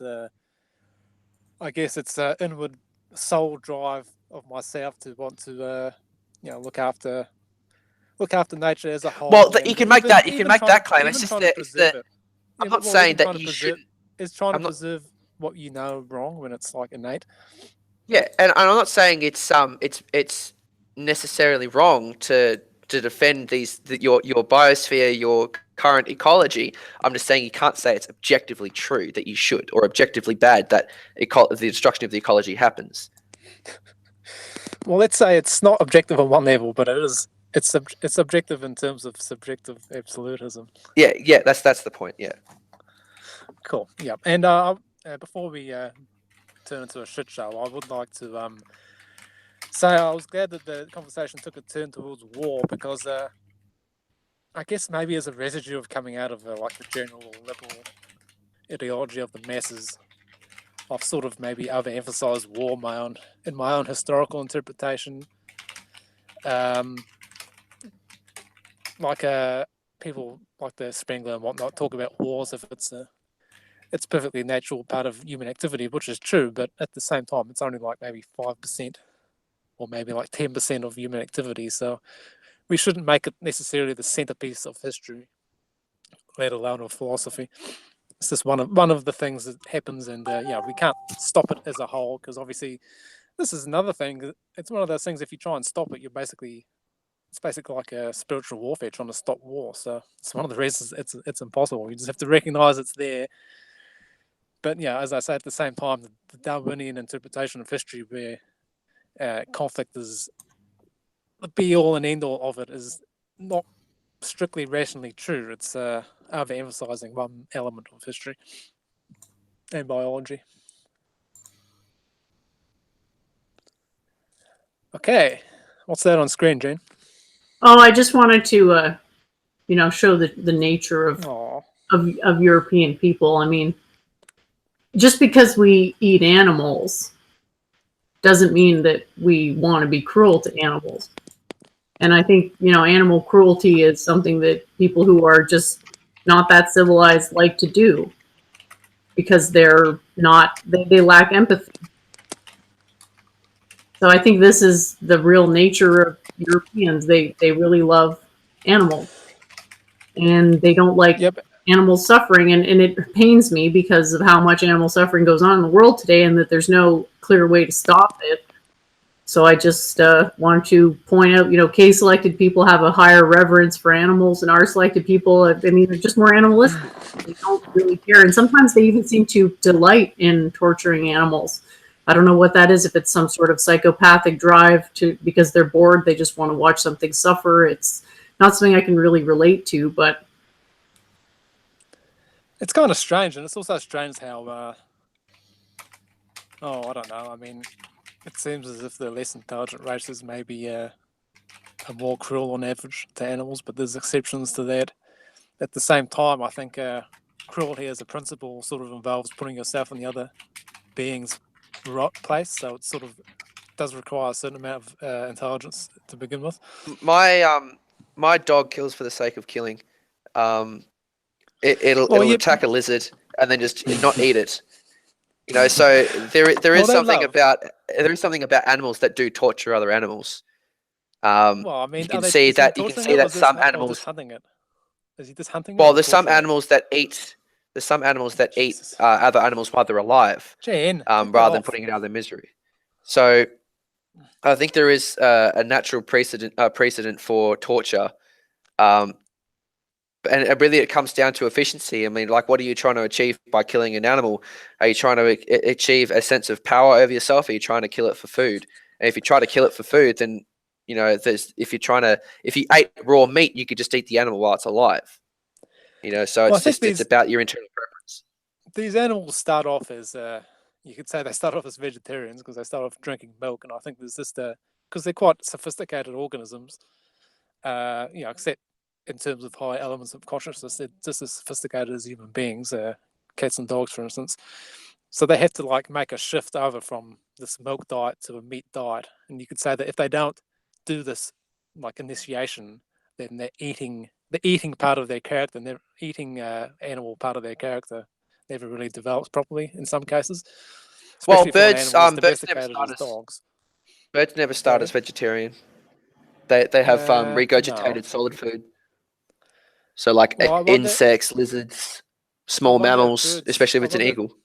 I wonder if birds do a thing where they, hunting and eating what they've caught is strong as separate, because you often get that with domestic cats and dogs. They do often hunt, but not eat. It's like there's slightly different instincts involved. Yeah, definitely. But it was just a point that I made. Like, we're talking about human beings and torture, but there is an animal precedent to it, and I still think that human beings are animalistic. It's not something that we've evolved out of yet. and maybe something would ever evolve to. I don't know if survivability is the number one purpose of existence, then it's not enlightenment. You know, enlightenment is a byproduct of survivability, I think. Yeah, I mean, I'm not going to deny I really hate cruelty to animals, whether it's rational or not. But it's interesting how we're taking sort of slightly different approaches to it. I'm sort of associating it with intelligence. So it's sort of a byproduct of what is presumably a more advanced organism, at least in terms of what we call advanced.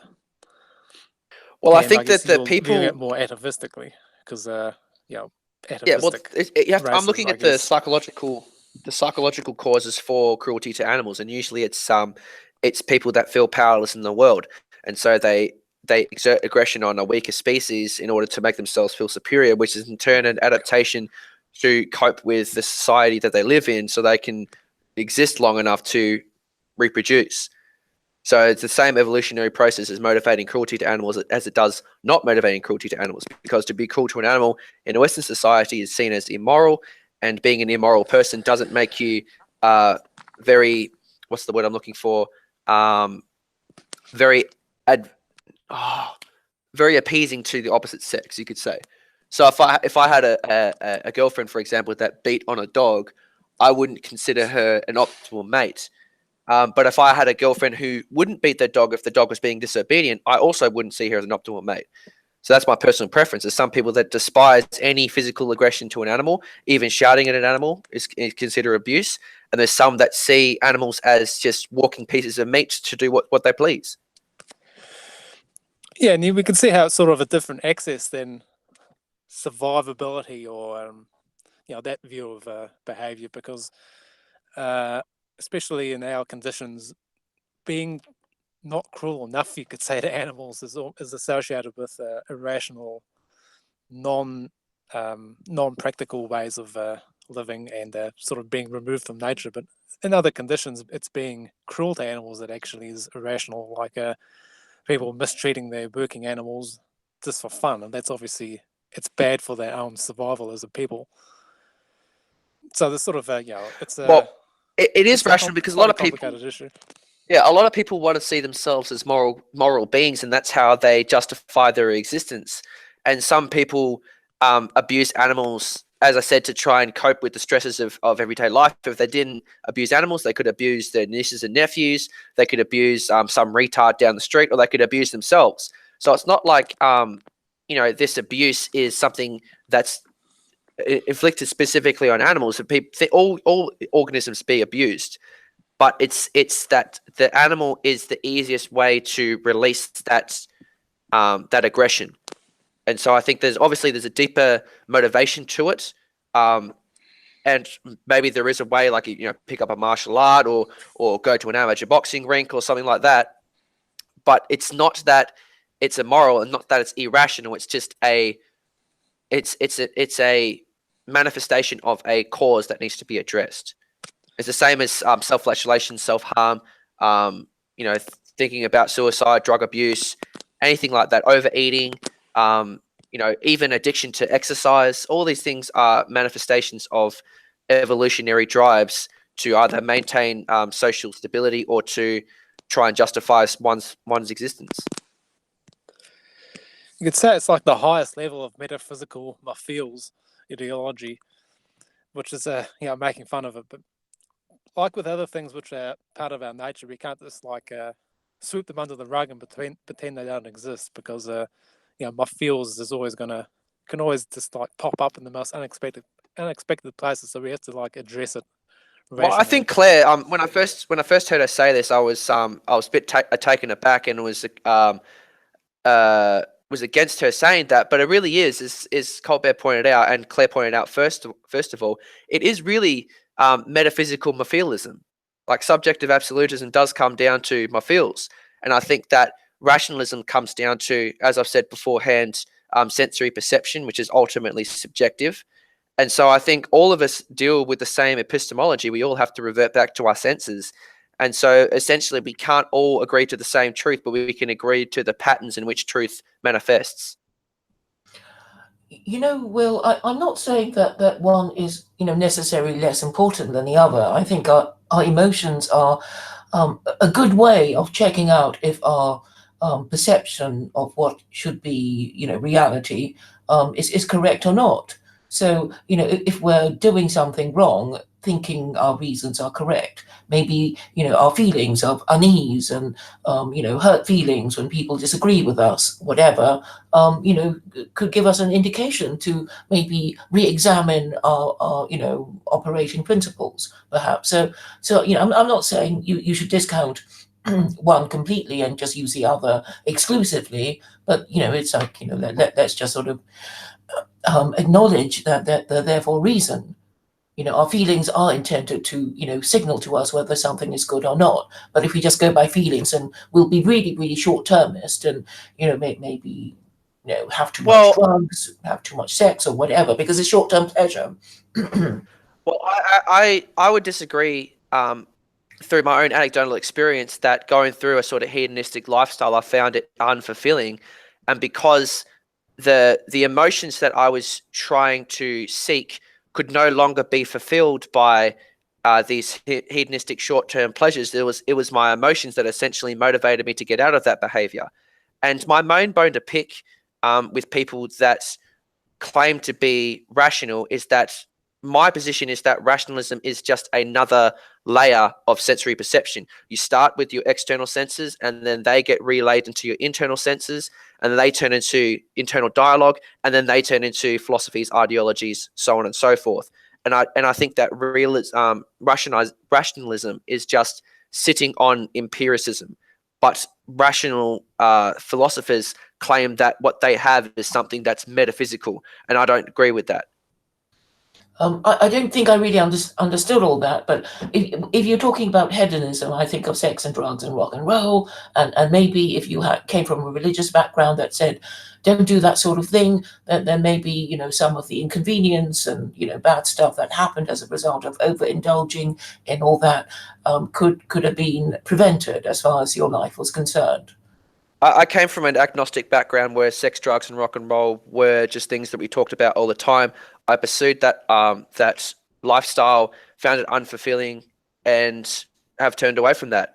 So it wasn't like, obviously I'm looking back in hindsight and I have my own biases on my own life, but I don't see that I was motivated by any particular reason. I was motivated by a sense of unfulfillment, and then try to find a justification for that belief or an explanation for it.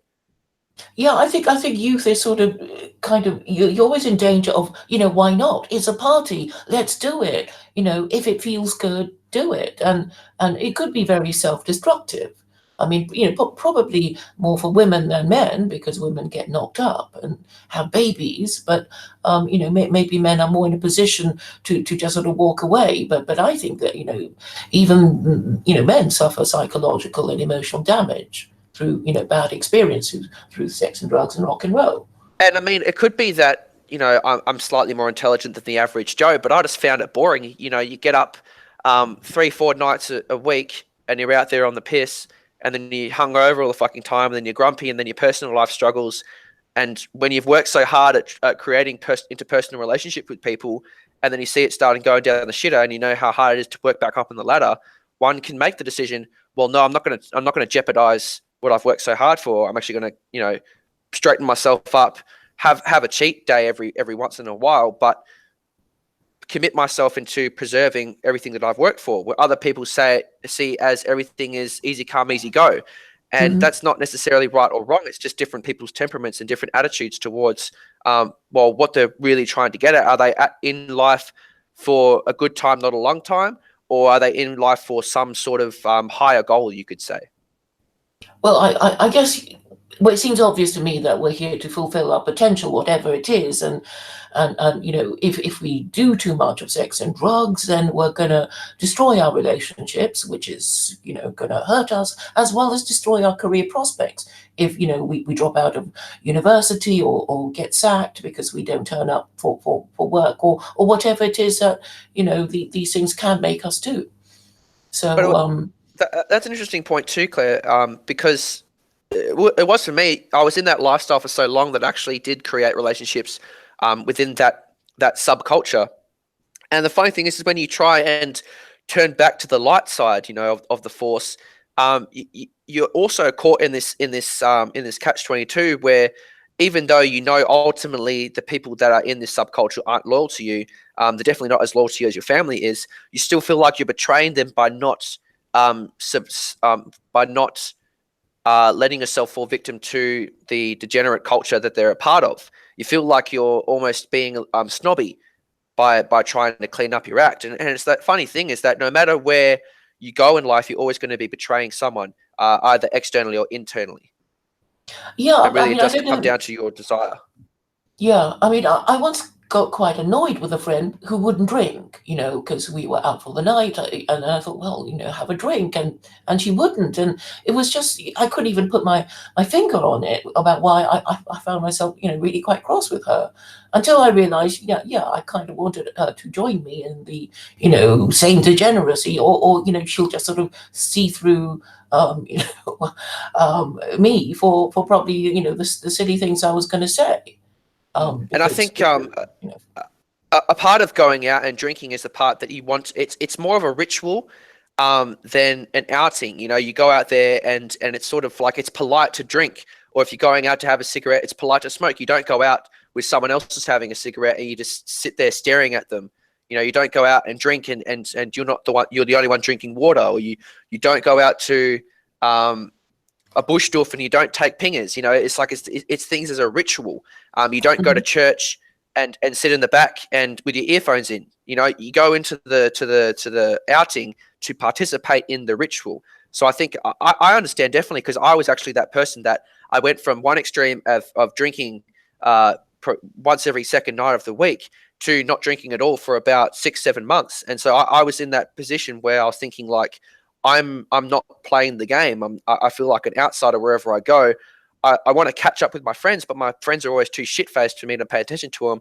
So now it's the drinking in moderation, so I can get the best of both worlds. I can enjoy the time with the friends just to let loose, but I can still connect with them because we've had those times, we've shared those memories, and when we're sober, we can still talk about it. So one or the other is definitely not the way to go, and that's why I'm sort of against Christianity, is because it ostracizes you and actually creates a cult, because you have to disown basically all your hedonistic friends when they start to go down that lifestyle. And I think it's ultimately incompassionate, because you can't be there to sort of lead the way in positive consumption. You're just, no, you're a sinner, hoity-toity, lift your nose up, being a snob and saying you shouldn't do that and wag your finger, rather than, hey mate, you drink a little bit too much. We can just go out to the pub, you and I have a couple of pints, and then that's it. Go out and have a kebab if you want, or just have a walk in the park. You don't have to get shit faced to have a good time. Yeah.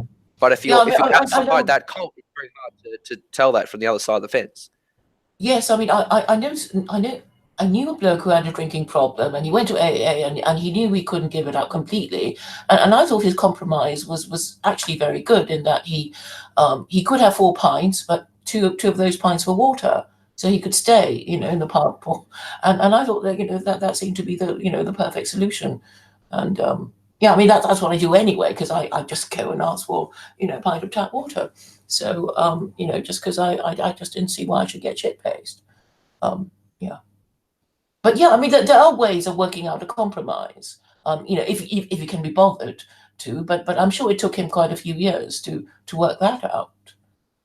And that's why I think ideology is most often very destructive, because it's the one or the other mentality. And even if you took ideological moderation, it's saying then like, okay, you have to moderate your consumption of crystal meth, you have to moderate consumption of heroin, you have to moderate consumption of cocaine. You know what I mean? So I think it's a sort of just feeling out your social instances and actually figuring out, what you want out of the interactions. Do you want to go out there and get absolutely blind drunk and not remember the night just because that's something you want to do? Or do you want to go out there because you want to socialize? Do you want to go out there to let off some steam? Figure out what you actually desire out of those rituals, and then find a more constructive way to do it. If you want to go out there and just socialize, go join a freaking rowing club or something, something where you're keeping physically fit, you're out in the sun, you're on the fresh water, and you're part of a team, and then you socialize afterwards. It doesn't have to be around alcohol. So I think some people don't reflect internally enough to figure out why they're actually doing what they're doing.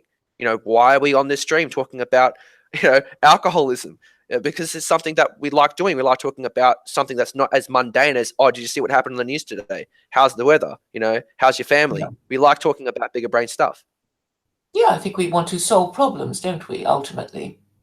I mean, that's what politics is for, as far as I'm concerned. Well, a lot of Yeah. politics creates problems too.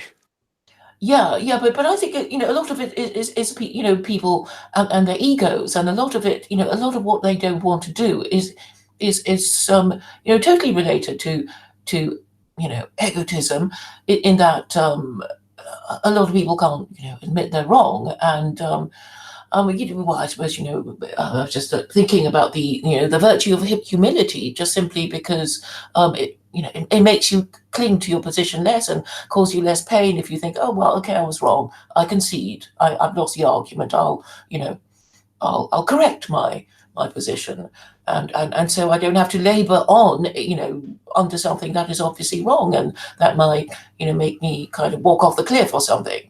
You first. God.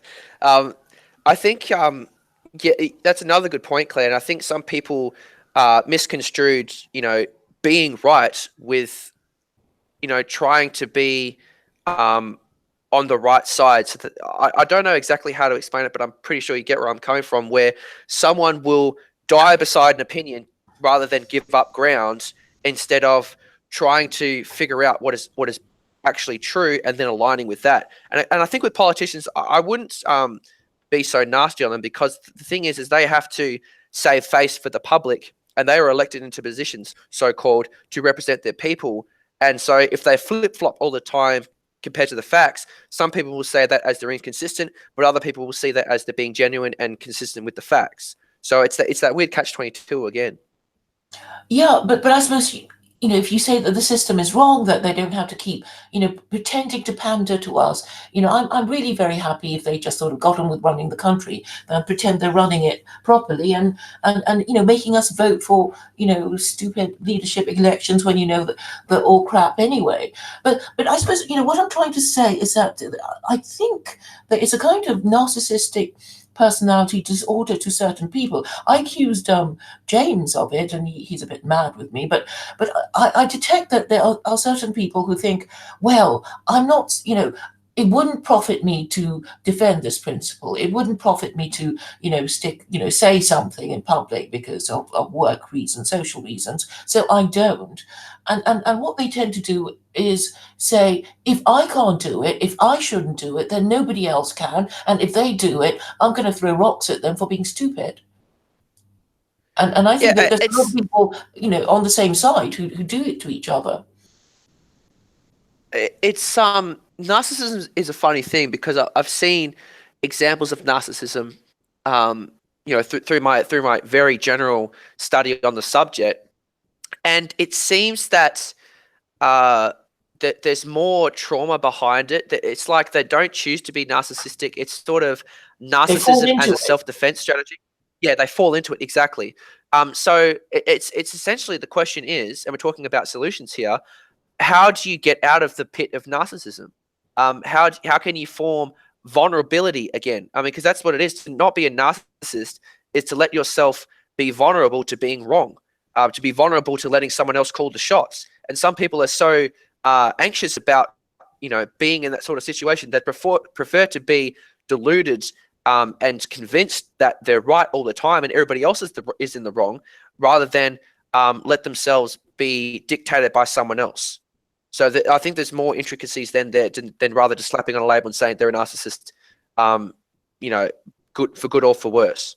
Well, I think intelligent, attractive people tend to be more narcissistic, simply because they already have a high opinion of themselves, and that's been reinforced by flattery and compliments from acquaintances and friends. So they think that, and obviously for an intelligent person, that the worst thing is to be told that they're stupid.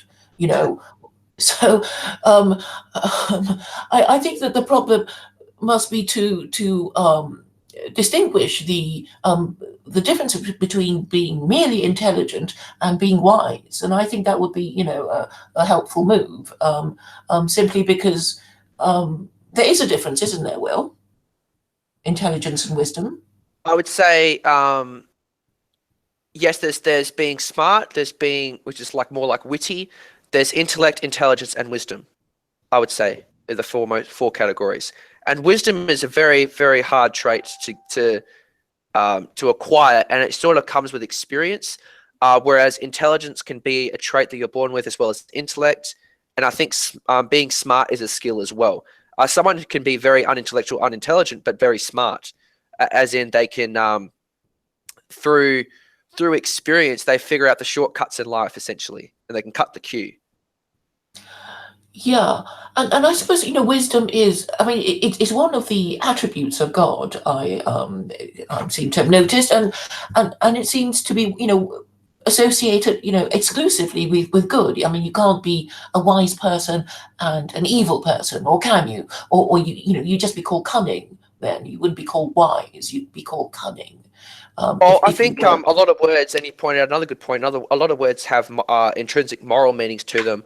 You could say that in the pure sense, it's both wisdom, but obviously people would attribute wisdom to something that's beneficial and cunning to something that's detrimental. So they're both wisdom. I think it's just about the context in which you're perceiving it. So would you have a Jewish king who was able to win a military victory over the Romans because he deceived the commanding officers? Would the Jews would say that as wise, and the Romans will see that as cunning and deceptive? Well, I think wisdom would be able to spot cunning and deceptiveness. So I suppose I'd say cunning is greater than wisdom is greater than cunning in the sort of greater and lesser than sign thing. So and also I think it would be great if it could be measured, if it could be properly defined and then measured, and then people can be chosen on that basis, and we just have wise leaders like Plato's Republic with his idea of philosopher kings. The wisest people get to rule. That's what my does actually. We're having a good rant here. I think the problem is that if you codify, and this is what Jen talks about often as well, if you codify and write down what makes a good wise person, then you're going to get these high intellectual people playing word games and to justify their own wisdom.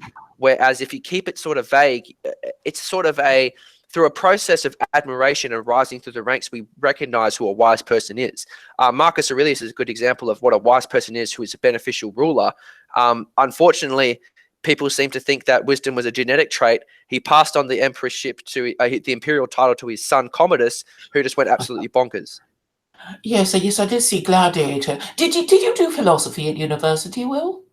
I haven't been to university. Oh, I don't know. I just assumed that you kind of destroyed yourself being a philosophy graduate because I destroyed myself via the internet. I did it much cheaper way. Right. I mean, I was just thinking, maybe these sort of useless philosophy departments in all these universities of the West could kind of, do that, instead of their useless fucking, subversive ideologies that they push on us.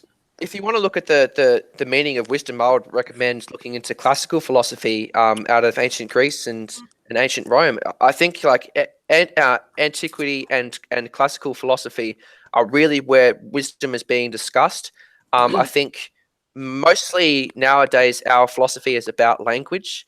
We don't really talk much about ethics, except for the general culture Marxism, like you're oppressing this, that, and the other person.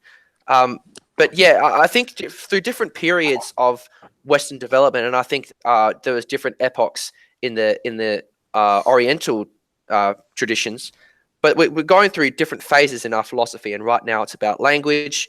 I think in the 19th and 18th century it was more about epistemology, and then before that, obviously being Christian nations, we're talking about theology and statecraft, and then before that we had the Dark Age, so it wasn't really much philosophy going on, and then before that it was the classical era. So I think it was going through epochs of time.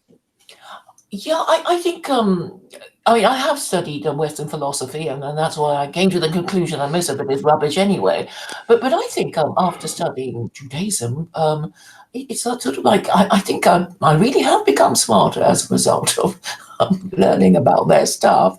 I certainly thought so after reading the Quran. So I think a lot of it is okay, this is my conclusion about modern Western philosophy.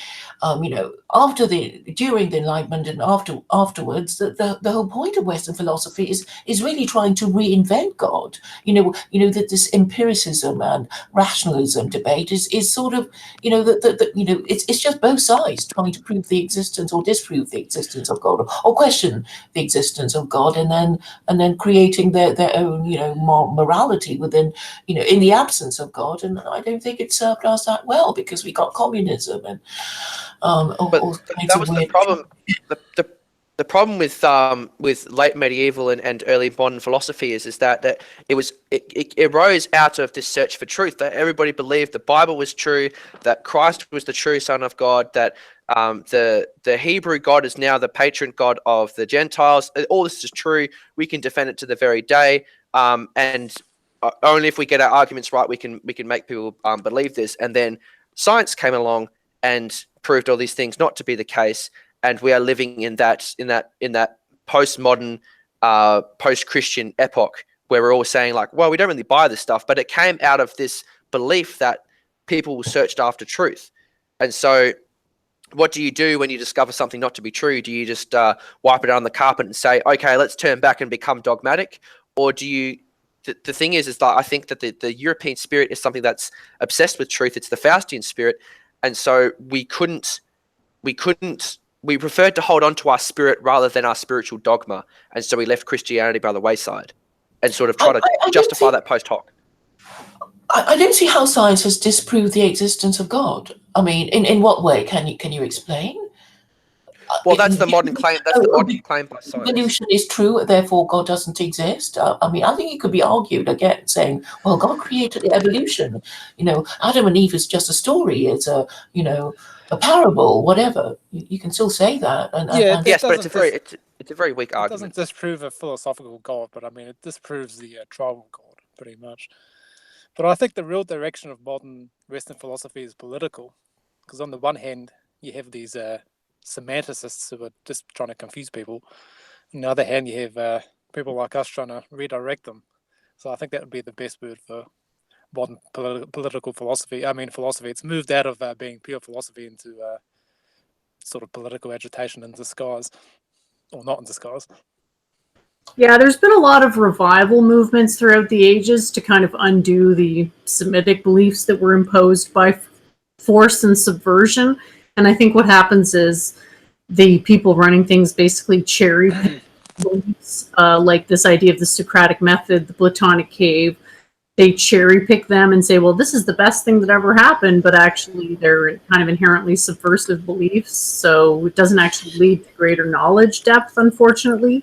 So I can understand why someone would take a look at the Western canon of philosophy and think, well, this is not very impressive, especially if they had experience with other canons. So I am curious what it exactly is people are holding on to. And I do think it's this residual idealism that now mostly manifests as emotionalism with regards to this, historical fantasy that probably has less to do with reality than propaganda. I think we can all agree that modern departments of philosophy in universities are basically degenerate. And I think the best proof of that would be Daniel Sinkowitz. Oh my God. It's sad because I get what he's doing. It just, the dialectic. Wait. Does everybody on this panel agree with that statement? Holy shit. This is a first. Yeah, baby. I actually have I know he counter signals me, but I kind of tend to give people the benefit of the doubt. So I think on some level he has a strategy and he thinks it's going to work, but I think that it's self-defeating because I don't think you can use their words against them in that sense. You can't navigate your way out of the cave of their own word salads. You can only come in with better explanations for things and basically supplant these previous incomplete or flat out subversive ideologies. Well, I believe they were created. The first one was like Harvard or something.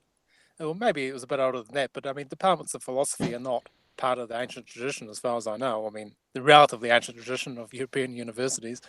Well, if So they we are pretty modern, and you would think that they should be redundant. Sorry to do a Daniel on you, but yeah, you would think they should be pretty redundant. I mean, isn't university for philosophy in general? And as I always say, or I'm going to say from now on, the best Western philosophers are scientists. well, I think we need to have a look at, like, we can't just say European philosophy.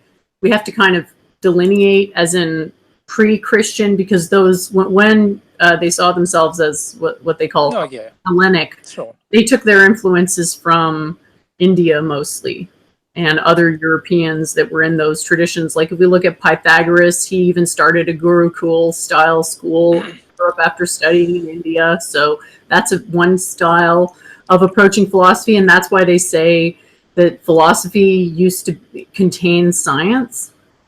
So science was part of philosophy.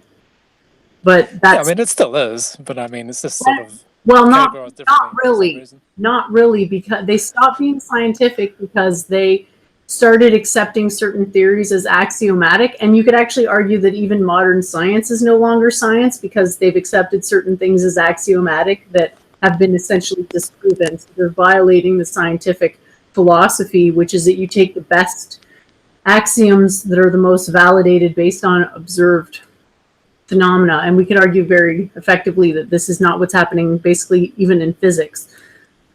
So you can't get away from the pause. I know people want to believe that physics is not that pause, but actually it really is. So the difference is classical physics and modern physics. Is that what you're talking about, Jen? No, the main distinction is when Semitism started influencing Europe, it became less scientific. And When did it become less scientific? institutional Christianity. No, I thought you were going to say, oh, E equals MC squared. That made it. No. Jen's thinking of like the suppression of the ancient pagan philosophical schools. I know. I mean, he has some bullshit information sometimes, but I think Varg's video on the suppression of pagan learning was pretty accurate. What pagan learning are you talking about? I mean, that there's Well, still just the suppression. Catholics. Just like after the Christians took over, they closed schools and closed most of the schools. And the Olympics and that kind of. Yeah, Dr. Richard Carriam does a lot of work on pagan science and says that it was far ahead of, maybe even akin to what we're looking at. Obviously, we didn't have the technological advantage, but the same theories that are being purported by modern science that were already around and about in classical Greek philosophy and Roman philosophy. Yeah, but Greek philosophy, is actually very rational. I didn't think they literally believed in their gods, but they worshipped the concepts that those deities represented, like Apollo, the god of arts and theatre, I think. And of course, Aphrodite, the goddess of love and persuasion, and Mars, the god of war, and Athena, the goddess of wisdom. They actually worship those concepts, and I guess their philosophers actually talked about these concepts. But before the Olympians, there were the Titans, and Titans were just sort of, a bit materialistic, like Gaia, the Earth, Saturn. So they were kind of, just gods of appetites, I suppose. So I mean, and you have Eros, you have chaos. Yeah, Kronos. That was Saturn, wasn't it? Who tried to eat Zeus. Yeah. Yeah. So They believed in an uncreated universe, interestingly. So yeah, that one turned out to be correct. Well, technically, so do the Hebrews. The Hebrews believe there's primeval waters that God separated and then called Earth out from, sort of that the whole universe was submerged in primeval water, which echoes back to other Mesopotamian myths that say the same thing. Basically from Sumer, I think it was the myth originated from. The Egyptians had the same. Essentially, the Greeks had the same. Essentially, all civilizations. This idea of ex nihilo is really a recent phenomenon. I'd say maybe the past millennia, and it came specifically out of, I think, Abrahamic religion in general, but maybe even the Arabic schools as well in Islam. So it's a very new phenomenon. The Bible doesn't teach ex nihilo. Yeah, I'm just Yeah, thinking it was there a Catholic priest that came up with the idea of the Big Bang, which appears to be, and also the Big Bang is said to be from Kabbalah. That's where I'm getting it from, and there does seem to be a in the tremendous Quran. amount of scientific subversion because the average scientist believes in the Big Bang at this point. That didn't come ex nihilo. Why is it so I mean, I important to you, Jen? Why do you insist that people should believe in an uncreated universe? How would it change life as we know it? I care about truth, unlike you, apparently. Well, it's unprovable, though, and it seems irrelevant to how we should lead our lives now. The improvable question is actually the highest ones. So at least being concerned with it is a mark of being a BBN. Okay, but it doesn't tell us what we should do. You can definitely prove the universe is uncreated. What you can't prove is that there was a Big Bang. No, I mean, for people who want to believe in it, they'll believe in it. But why is it so important to you, Jen? How does believing in an uncreated universe mean different stuff for us now, living here in the here and now? Truth matters, and undermining the view that modern scientists merit their prestige is important, obviously. If you knew anything about cultcraft, that would be self-evident to you. That's a new word for me. Oh, I don't think it's a good I word, can eh? find it. I don't think. Is it all to do with being a cult leader, Jen? No, only idiots think that. But Okay, what does it mean then? they walked right into my trap, and now I get to make fun of them. Okay, so you're going to tell us what it means then? Nah. How to be a cult leader? Well, I mean, it's the word is in its own self, isn't it? Just the craft of cults.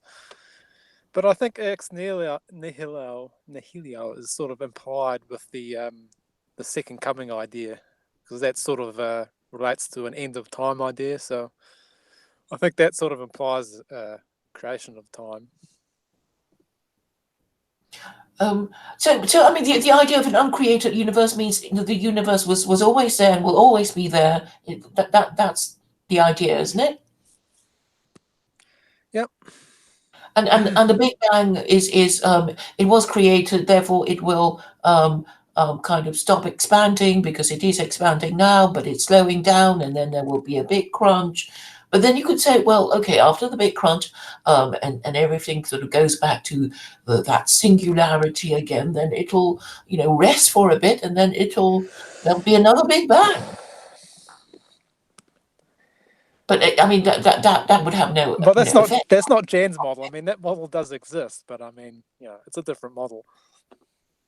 Yeah, it could be. There are no singularities. Cosmic yo-yo.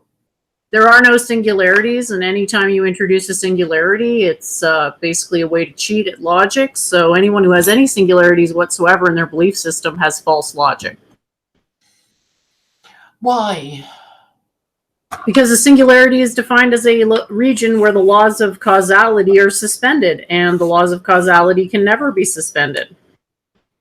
Well, I suppose I'm talking to a time, referring to a time when the universe didn't exist, and then something sparked it off, and obviously there was sort of no living being capable of perceiving anything. It was all material, until planets and and people living on them were created, and then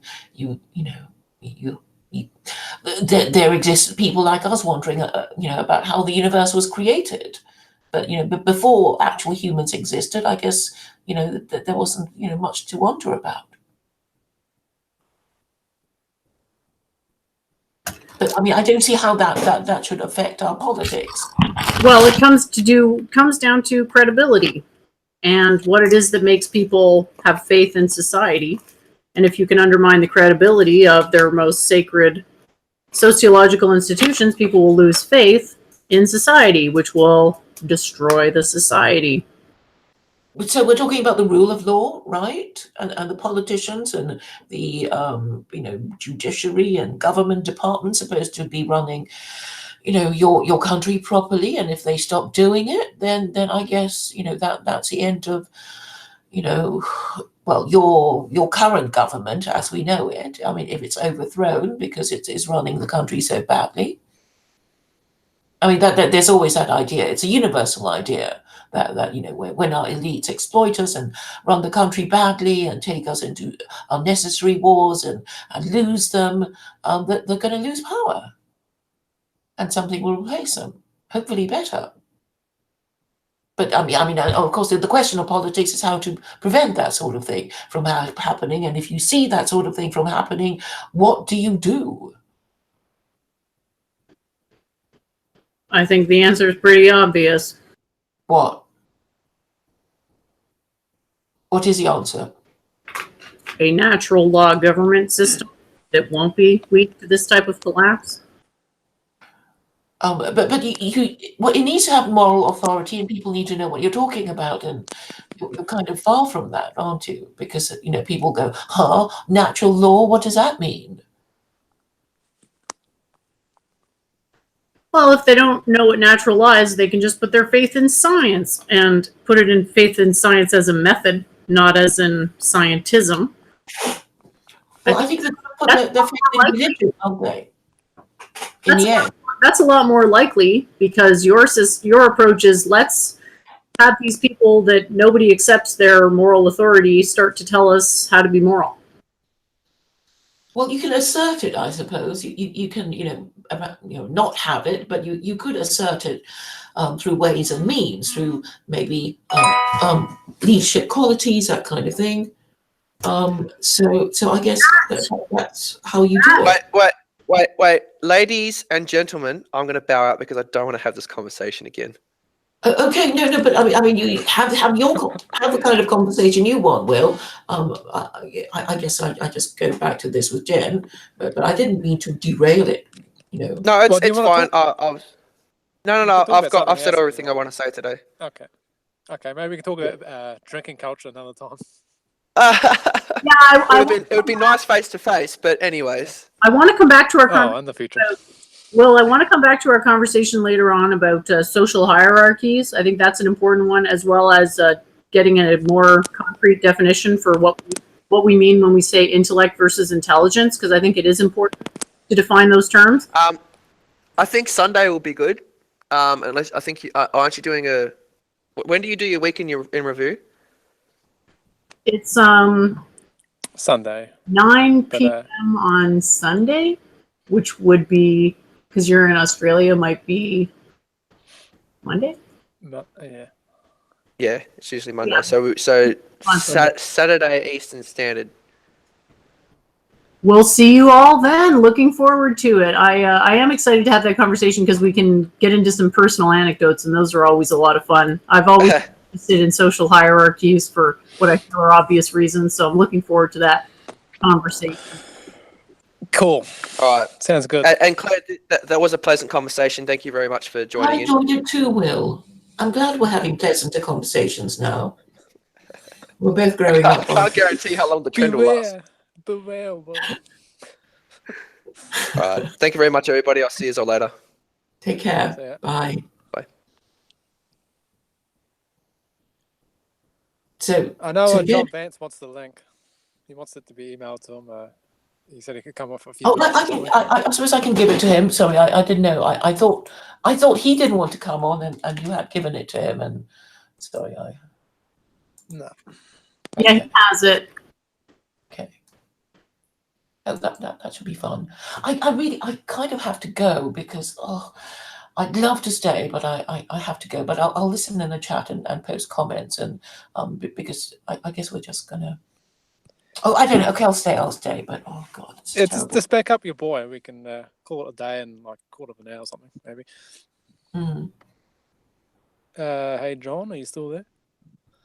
Hello, can you hear me? Yeah. Cool. I was actually going to ask Will something, but he left. Oh, well, maybe you can ask it to him and he Try and might answer on listen. his behalf, though. He might hear. Don't really annoy him. Sure. Jen How do can you just read get his mind. what? Jen Oh can just yeah, I read his could mind definitely for read him, his yeah. mind. Yeah, I could totally read his mind. How does he equate human context with a chair connecting to the wall? Is my question I had for him. Mhm. No, I can't explain that. I didn't catch that. Anyone It wants to sort of tackle sounds this? like an argument. Sounds like he might have been referring to relativism, maybe. But that's probably just me projecting my own ideas on the human context. Well, I mean, how do those chairs and walls come there to begin with? Isn't it just all in the mind? As opposed I mean, to the part as that's in the opposed mind is in to the mind, but I mean, it as seems to be opposed to real. nature having its own consciousnness. Because Was it? if What you're context basically was it in? equating with the interview, he wanted to ask the what the intentions were of the of the of the interviewer and the interviewee, and you could say one thing but actually mean another thing. And I was just saying in the chat, well, I mean, a lot of interviewers have they have a lot of probing questions to actually find out what your true intentions are, like your life situation and your past job resume, what you had in the past. We worked at last, and your experience, and Yeah, so they can kicking your gauge. tires. Pardon? They're basically kicking your tires, like you're a second-hand car and they're kicking your tires and looking for flaws, to find a reason not to hire you, right? That's Yes. what the questions are all about, and you have to Yes. know how to feel them, without Yes. necessarily telling lies, because if you tell a blatant lie and they find out later, they can sack you. So I Mhm. guess life is always this thin line between doing what is legal and what is doing, being moral and still getting your way. Mhm. And therefore, I guess we go back to the question of principles again, because obviously if people think you have principles and you follow them, then they trust you. And religion can be useful in that. I guess in the olden days they'd say, oh, what's your religion? You're a whatever, and then they kind of think, oh, you're supposed to do this, you're not supposed to do that. And really asking you your religion is a way of trying to predict your behavior, asking you, your marital status, your, whatever, where you went to school. Because what they want to do is to be able to predict your behavior and hire you or not hire you on the basis of your predicted behavior. And this, I guess, is what maybe wisdom is all about. That trying to solve and avoid problems. Yeah, so just to come back to your question about when does a chair actually become a chair, and do chairs exist whether we exist or not? Well, is a chair connected to the room? Is his claim? So without going into that too much, consider this question. If you have a boat that you, over time, parts of it break down, and so you replace them, but it looks exactly like the old boat, it's just made from new material, and let's say you get to the point where there's nothing left from the original boat. Mhm. Still the same boat? How does that have to do with interviewing? What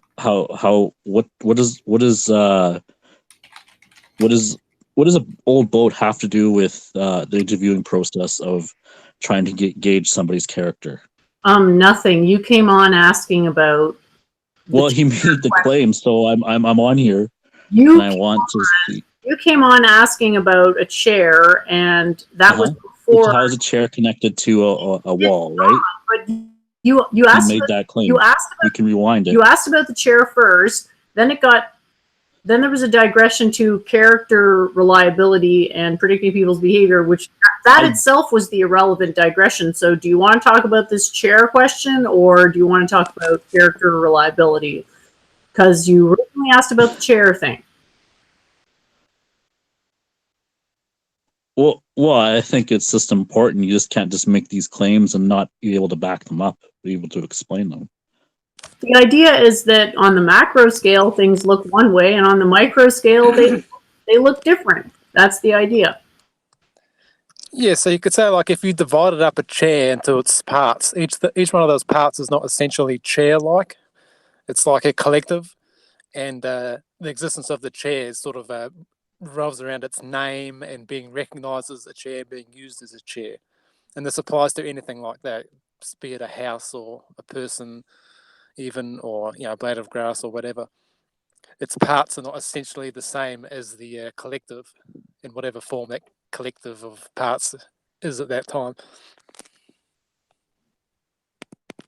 Okay. That's interesting. Yeah. So you're just talking about the material, like the gain? Like, doesn't that take human ingenuity to gain that material to make it into something, though? Like, can nature make a chair without a human being? If left to its own devices? Is that a fair question? I don't know. I mean, well, that's not what he was getting at, but I mean, that's another question, I guess. Probably not. So it's like part of a human ingenuity as well. Okay. Depending on how you define a chair. Right. I just find it kind of fascinating. I don't know. It was weird. That's the only question I really had. So I want to go to bed. So, all right, I'm on here. And Okay. Thanks for answering my question. All right. Have a good night, Cool. guys. Good night. Good night. I see Claire's dropped off, so we'll probably end the call soon. Jen? Did you have any last words before we wrap it up for now? It was a pretty good stream. It was interesting seeing interesting cast of characters in the chat, and looking forward to this next stream, which I think is going to be about social hierarchy. Is that Yeah, correct? that should be a good one. Hopefully we won't have unwanted visitors on. I like the idea of just having like a theme, and we can like improvise around the theme, and sort of improvise with people in the chat, and all a whole bunch of different variables that we can work around. It's a good test as well.